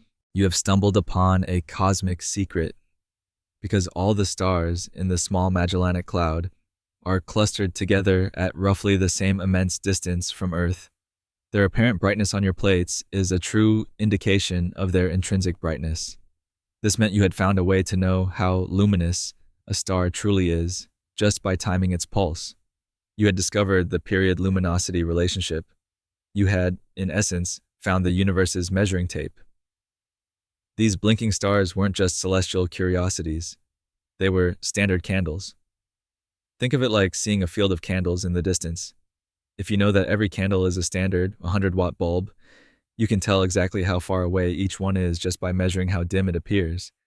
You had just discovered the wattage of the Cepheids. All anyone had to do now was find one somewhere else. This was a discovery on par with any in the history of astronomy. It was the key to the scale of the cosmos. And yet, when the paper announcing this monumental finding was published in 1912, it was not under your name. Historians and scientists still debate the profound injustice of that publication. The paper appeared under Edward Pickering's name. You, Henrietta Swan Leavitt, were mentioned only in the body of the text, with a single line stating that the work was prepared by Miss Leavitt. You had discovered the yardstick to measure the heavens, and you were credited as a secretary. You had handed the giants of astronomy the ladder they would use to climb to the edge of the universe, and you were not even allowed to hold it for them. Your discovery, Henrietta Leavitt, now sits on the pages of the Harvard College Observatory Circular, a quiet, unassuming paper published under another man's name. It is a cosmic yardstick lying on a shelf, waiting. You have forged the key, but you work at Harvard, an institution without a telescope powerful enough to find Cepheids in the most mysterious objects in the sky. Your part in this particular story is done. Now the scene shifts to the great mountaintop observatories of the American West, where men with access to the world's largest telescopes are wrestling with the single biggest question in astronomy. The question is this: what are the spiral nebulae? When you look through a powerful telescope, you can see thousands of these faint, fuzzy patches of light. Some are chaotic blobs, but many have a distinct, elegant spiral shape. For decades, astronomers have been locked in a fierce, sometimes bitter argument known as the Great Debate. Are these spirals merely clouds of gas and dust within our own Milky Way galaxy, nascent solar systems perhaps, forming in our cosmic backyard? Or are they island universes, unimaginably distant and vast galaxies, just like our own, scattered through an endless, empty void? Without a reliable way to measure their distance, the debate is nothing more than sophisticated, well-argued guesswork. Enter Edwin Hubble. If the women of Harvard were the quiet, diligent heart of astronomy, Hubble was its confident, swashbuckling public face. He was a tall, athletic, charismatic man, a former lawyer and boxer, now working at the new Mount Wilson Observatory in California. He had access to the most powerful instrument on Earth, the colossal 100-inch Hooker telescope. While you toil at your desk in the quiet, indoor world of the computing room, he is the heroic observer on the mountaintop, engaging in a personal battle with the cosmos. In 1923, Hubble begins a project to photograph the most famous of the spiral nebulae, the Great Andromeda Nebula, or M31. He is hoping to find novae, exploding stars that could help settle the distance debate. He takes plate after plate. Then, on one of them, he spots a faint, tiny star that wasn't there before. He marks it with an N for nova, but when he compares it to older plates of the same region, he realizes his mistake. The star is not a nova. It is there on the other plates too, just dimmer. It is a variable star. With a jolt of excitement, he realizes it is a Cepheid variable. Now, he has the lock, and he knows exactly where to find the key. He turns to your work, your paper, your period luminosity relationship. He spends the next few months carefully observing the Cepheid in Andromeda, patiently timing its pulse, Measuring its period, he finds it takes about 31 days to complete its cycle. He then looks at your graph, the one you painstakingly created from the Magellanic Cloud data, to find the star's true intrinsic brightness. Once he knows that, the final calculation is simple. He compares how bright the star should be with how dim it actually appears on his photographic plate. It is a calculation he can do at his desk, and it is a calculation that will change human history. The number he comes up with is shocking: 930,000 light years. Later, this would be revised upwards, but even this initial figure was world-shattering. The most generous estimates for the size of our own Milky Way were only about 300,000 light years across. This meant the Andromeda Nebula was not some local gas cloud. It was a staggering distance away, a vast island universe, a galaxy perhaps even larger than our own. In that moment, the known universe, which was once a single, cozy island of stars, shattered into a near infinite ocean, dotted with countless other islands. And you, Henrietta Leavitt, with your quiet work on blinking stars, provided the intellectual firepower for this revolution. It is perhaps the greatest working-from-home achievement of all time. Of course, science is never quite so simple. Decades later, astronomers would discover there are actually two different types of Cepheids, which meant your original yardstick needed recalibration. Hubble's distance was off by more than a factor of 2. Andromeda was even farther away. Historians still argue how much Hubble, in his early papers, truly grasped or publicly acknowledged the absolutely foundational nature of your work. Was he a lone genius who simply made use of a convenient tool? Or was his famous discovery the final, triumphant, and perhaps inevitable step in a long, collaborative process that began in the quiet computing room at Harvard? Regardless, the great question was settled. The nebulae were galaxies. The universe was immense. Your yardstick had measured it. We know now, with the comfortable certainty of hindsight, that Henrietta Leavitt's blinking stars blew the lid off the universe. But to truly feel the seismic shock of that discovery, you have to travel back in time with me, to the moment just before the answer was known. You have to stand in the room where the great men of astronomy were arguing and listen to the great debate. Let's leave the quiet computing room for a moment and sneak into a lecture hall at the Smithsonian in Washington, D.C. The year is 1920. The air is thick with cigar smoke, intellectual pride, and the scent of old paper. Two of the most respected astronomers in America are about to face off, and the topic is nothing less than the entire structure of creation. On one side of the stage is Harlow Shapley. He is young, brilliant, supremely confident, and the director of the Harvard College Observatory, your boss. He is the champion of the one big galaxy theory. You listen as he lays out his case. The Milky Way, he argues, is the universe, all of it. He has recently measured its size and found it to be a truly colossal structure, 300,000 light years across, far bigger than anyone had ever imagined. To him, this immense scale makes it inconceivable that anything could exist outside of it. He argues persuasively that the faint spiral nebulae, the objects in question, must be local gas clouds, relatively small whirlpools of matter swirling within the vast confines of our own galaxy. To support his claim, he presents what seems to be a killer piece of evidence. An astronomer named Adriaan van Manen, a colleague of Hubble's, had recently published observations claiming he could actually see the spiral nebulae rotating, not over millions of years, but over the course of just a few years of observation. Shapley pounces on this. If these nebulae are rotating so fast that we can detect it, he argues, they must be relatively small and nearby. If they were truly distant, massive galaxies, their outer edges would have to be moving faster than the speed of light to complete a rotation that quickly, a physical impossibility. It's a powerful, seemingly definitive point. It's also, as we now know, completely and utterly wrong. It's a good reminder that, in science, one piece of confident, incorrect data can send you down a very long and very wrong road. On the other side of the stage is Heber Curtis. an older, more reserved astronomer from the Lick Observatory. He is the champion of the island universe theory. His arguments are more qualitative, more based on observation and intuition. He projects images of the spiral nebulae and asks the audience to simply look at them.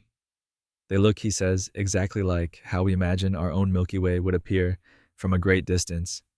He points out that we find far more of these nebulae at the poles of our galaxy than in its central plane, which suggests they are external objects, and that the dust in our own galaxy is simply blocking our view.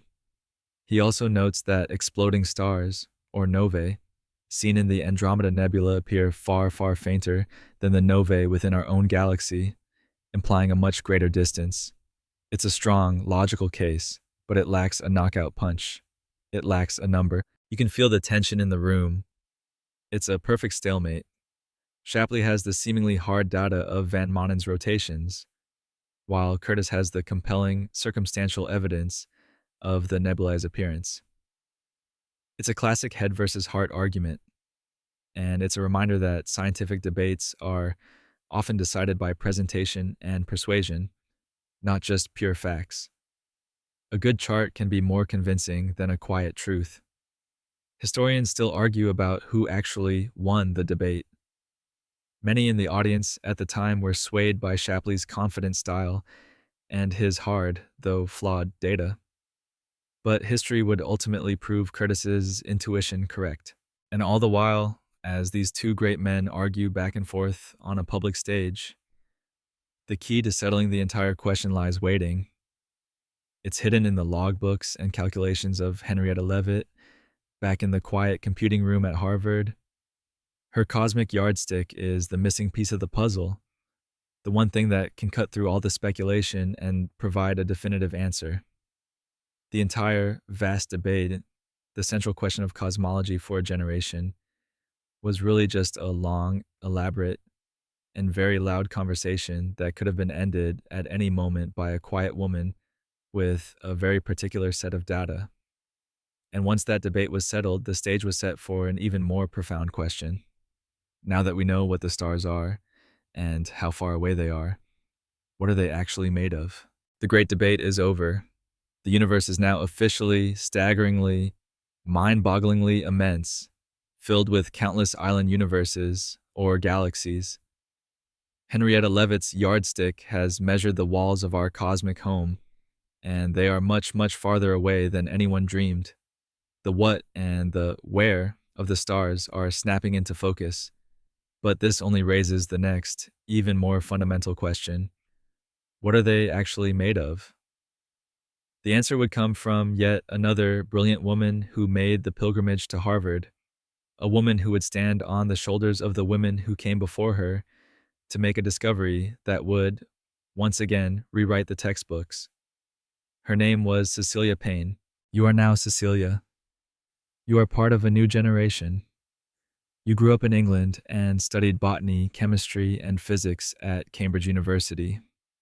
You were brilliant, but in the early 1920s, Cambridge still refused to grant degrees to women. Seeing no future for herself in the rigid, patriarchal world of English academia, you look to America. You win a fellowship designed to encourage women to study at the Harvard College Observatory. You come to Harvard for one reason: to work with the greatest collection of stellar data in the world, the photographic plates amassed and classified by Pickering's team of women. You have a deep understanding of a new revolutionary field of science that most older astronomers don't fully grasp: quantum physics. Your goal is to become the first person to earn a doctorate in astronomy from Radcliffe College, Harvard's sister institution. For your PhD thesis, you decide to tackle a monumental task. You will take Annie Jump Cannon's elegant OBAF-GKM classification system, the one that brought order to the stars, and use the new laws of quantum physics to figure out what it all means. You will translate Cannon's alphabet into the language of atoms, temperatures, and pressures. You are attempting to decode the physical message hidden in the starlight. The scientific consensus at the time was simple, and it seemed obvious. The stars were made of the same stuff as the Earth. It was assumed they were rich in heavy elements like iron, silicon, calcium, and carbon, just heated to an incredible temperature. It was common sense, but as you apply your new physical formulas to the spectral data, your calculations start to spit out a result that is not just different, but absurd. It seems impossible. Your numbers show again and again that the vast, overwhelming majority of the matter in the stars is not iron or silicon at all. It is hydrogen, the lightest and simplest element, with a healthy dose of helium. The other elements that seem so prominent are there only as trace contaminants, like a pinch of salt in an ocean. It's like the entire world thinking that cake is made of salt, and you're the first person to realize it's actually made of sugar. You write your doctoral thesis, which you title Stellar Atmospheres. In it, you lay out your evidence and state your revolutionary conclusion. The universe is made of hydrogen. Knowing you are challenging the entire established wisdom of your field, you send a draft to the most eminent and respected astronomer in America, Henry Norris Russell of Princeton. His response is swift and crushing. He writes back telling you that your conclusion is clearly impossible. He, the great man of astronomy, advises you, a young female graduate student, to remove this central finding from your thesis, lest you make a fool of yourself. What do? This is the titan of your field telling you that your greatest discovery is a laughable mistake. So, with immense reluctance, you compromise. You add a single, painful sentence to your thesis, a sentence that must have felt like swallowing glass. The calculated abundance of hydrogen, you write, is almost certainly not real. 4 years later, Henry Norris Russell, having conducted his own research using his own methods, would publish a paper in which he reached the exact same conclusion. The stars are, in fact, made of hydrogen. He briefly mentioned your earlier work, but he received the lion's share of the credit for the discovery. You just know that the phrase "I told you so" must have been on the tip of your tongue for the next 50 years. Historians still argue about the ethics of Russell's actions. Was he exercising appropriate scientific caution, protecting a promising student from publishing a conclusion that flew in the face of all available evidence? Or was it an act of unconscious, or perhaps conscious, patriarchal gatekeeping, a fundamental inability to believe that a 25-year-old woman could be right when the entire rest of the world was wrong? Either way, your 1925 thesis is now recognized for what it was, arguably the most brilliant and important PhD thesis ever written in the field of astronomy. You discovered what the universe is made of. The picture is now finally coming into view. Cecilia Payne's discovery was the final crucial piece of the foundational puzzle. The work of the Harvard women had defined what stars were, where they were, and what they were made of. The grand picture of our modern cosmos was now sketched out, and its creation was owed in large part to the patient, brilliant work done in the computing room. For a few decades, this was the center of the astronomical universe, but time and technology march on. The very medium that made this revolution possible, the delicate, powerful, and cumbersome glass photographic plate, was about to face its own obsolescence. The glass universe had a final pain. You can feel the change happening slowly, almost imperceptibly at first. In the 1930s and 40s, the computing room is still a hive of activity. The great catalogs are being expanded and refined. But in the laboratories of physicists and engineers, new ways of capturing faint light are being invented. First comes the photomultiplier tube. It is a wondrous electronic device, a sort of light-powered machine gun that can detect and count individual particles of light, or photons. It is incredibly sensitive, far more so than the chemical emulsion on a glass plate.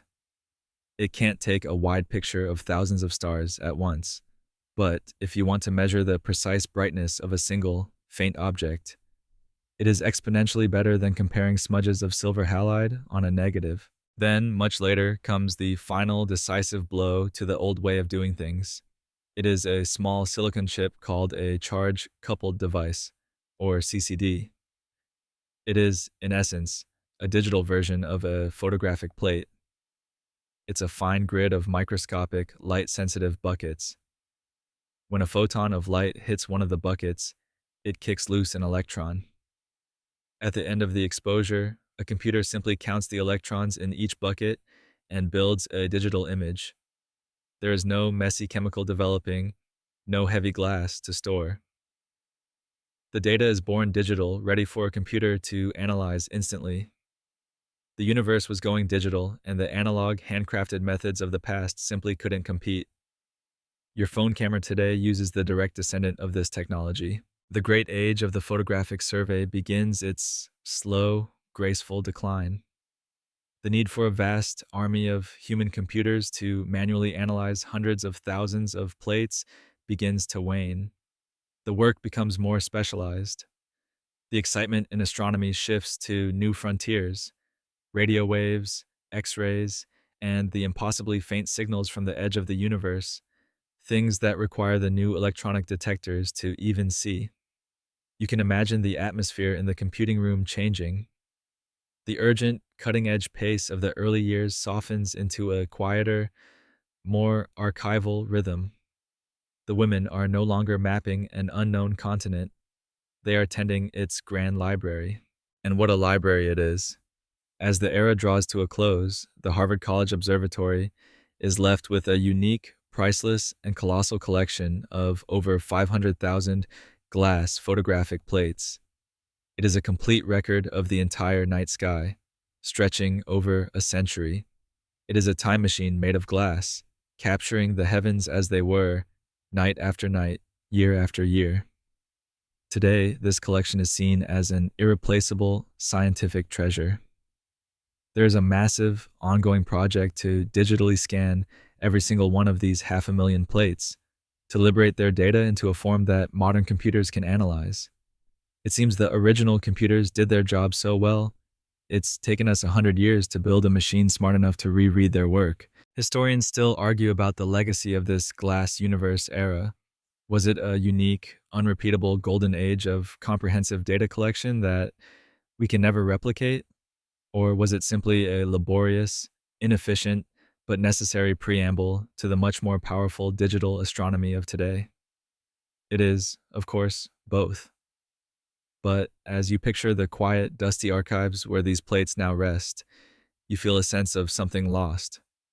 What is lost is the human, tactile connection to the data, the feel of the heavy plate, the smell of the chemicals, the intuitive, almost unconscious skill of an anti-jump cannon or a Henrietta Leavitt who could hold a piece of the sky in their hands. The new way is better, faster, and stronger, but something beautiful and human has faded from view. The glass plates now rest in their silent, climate-controlled archive. The era of the human computer has given way to the era of the electronic one. The tools these women used are now museum pieces, beautiful relics of a bygone age. So, you might ask, what is their true legacy? If the methods are obsolete, what remains? The answer is simple: everything. The work done in that quiet room at Harvard is not a footnote in the history of astronomy. It is the foundation upon which the entire soaring edifice of modern astrophysics is built. Think of it this way: Anti-jump cannon's OBE-FGCAM classification system wasn't just a neat way of sorting stars. It was the key that unlocked the story of stellar evolution. Her work on the what, combined with Henrietta Leavitt's work on the where and how bright, allowed two male astronomers, Einar Hertzsprung and Henry Norris Russell, to create what is arguably the single most important graph in all of science, the Hertzsprung-Russell diagram. It's a simple chart.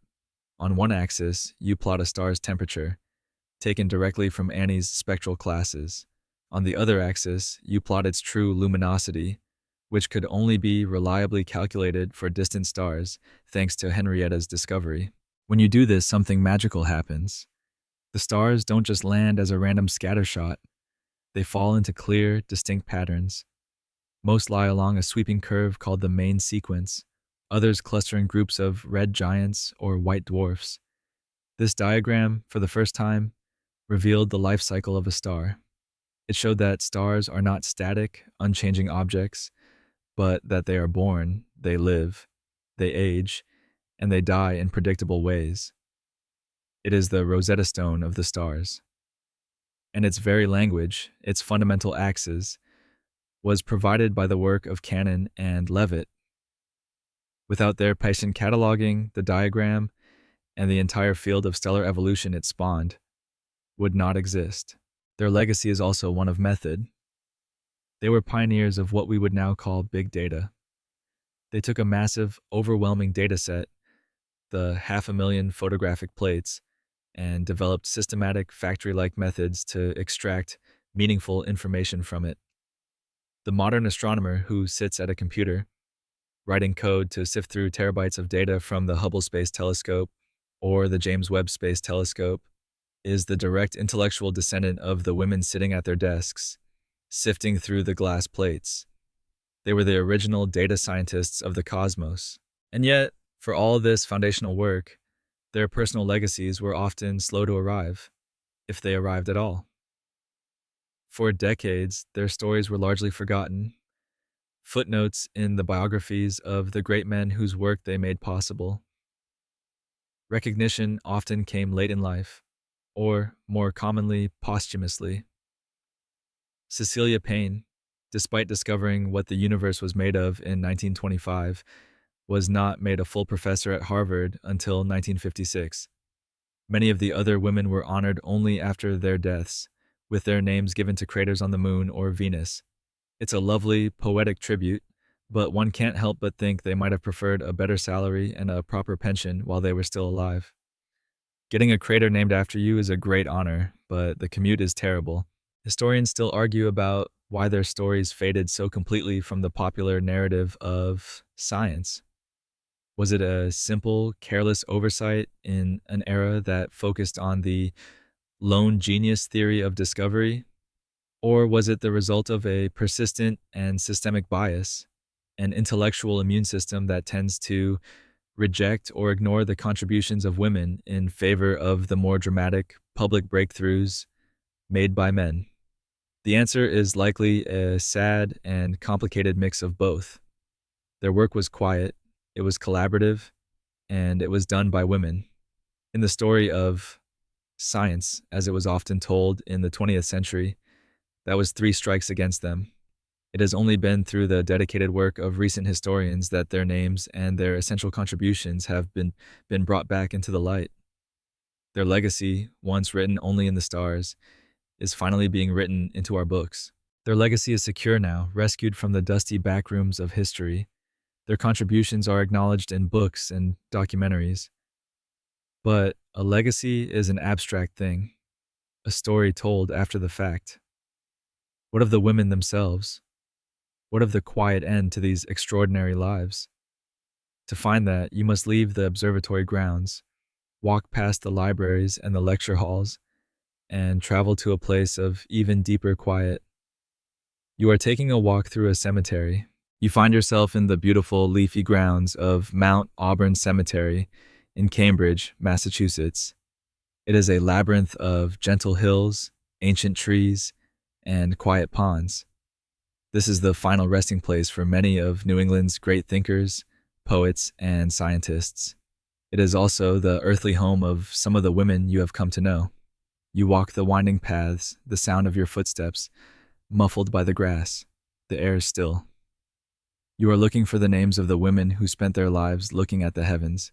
It feels strange to be looking for them now, down here on these small, earthbound stones. You find the Leavitt family plot. It is a tall, simple, granite obelisk, weathered by more than a century of New England winters. And there, carved into the stone among the names of her parents and her siblings, is hers. Henrietta Swan Leavitt. There is no mention of the stars. No epitaph about her standard candles or her cosmic yardstick. There are only her dates. You stand there for a moment in the quiet, thinking of her, a brilliant, serious woman, gradually losing her hearing, working for years as an unpaid volunteer before finally being hired for a pittance. The woman whose work allowed us to measure the universe, given no more than a few square inches of granite to mark her existence. A short walk away, you find the grave of Annie Jump Cannon. Hers is a simple, flat plaque, flush with the earth. It is modest, dignified, and unassuming, much like the woman herself. You think of her, working for decades in her silent world, her mind a finely tuned instrument, bringing order to the cosmos with her elegant alphabet. She classified so many stars they had to invent new awards for her. She became a celebrity in the astronomical world, but here her final marker is one of quiet simplicity. It seems a bit of a cosmic joke that these women who spent their lives grappling with things of unimaginable size and brilliance are memorialized with such humble stones. You think of the others too. Williamina Fleming, the resilient Scottish maid who discovered the Horsehead Nebula and ran the computing room with an iron fist and a velvet glove. Cecilia Payne-Gaposchkin, the intellectual giant who told the world what the stars were made of, and who had to wait 30 years for the world to officially believe her and give her the title she had long since earned. Each one of them fought a quiet, determined battle against the limitations of their time. They were not revolutionaries in the usual sense. They did not march or protest, they simply did the work, and did it so brilliantly that the world eventually had no choice but to listen. Historians still argue about the personal toll this life took on them. Were they truly content with their lot, happy to contribute in the background? Or did they harbor a deep, unspoken frustration at the lack of pay, the stolen credit, the condescending attitudes they so often faced? We see their professional triumphs, but their private feelings are lost to us. They were, after all, proper Victorian and Edwardian ladies. Even if you could ask them, they would probably just say everything was perfectly fine, thank you, and ask if you'd care for some tea. The sun is getting low now, and the shadows of the old trees are stretching long across the grass. You turn and walk toward the cemetery gates, leaving the women to their quiet rest. The first star of the evening, Venus perhaps, pierces the deepening twilight. You look up at it. The women are in the ground, their stories finished. But their work is not. Their legacy is up there. It is written in the light that is just now beginning its long journey from a distant sun to your eye. They taught us a new way to read that light, and because of them, the night sky would never look the same again. The last of the daylight has finally drained from the sky, and the night is now fully in session. You stand under the vast, dark canopy, the cool air on your face, the memories of the quiet cemetery fading behind you. The sky you look at now is the same sky that humanity has looked at for millennia. But for you, it is no longer the same. It has been re-enchanted. You can no longer see it as just a random scattering of beautiful, cold diamonds. You see it through the eyes of the women you have come to know.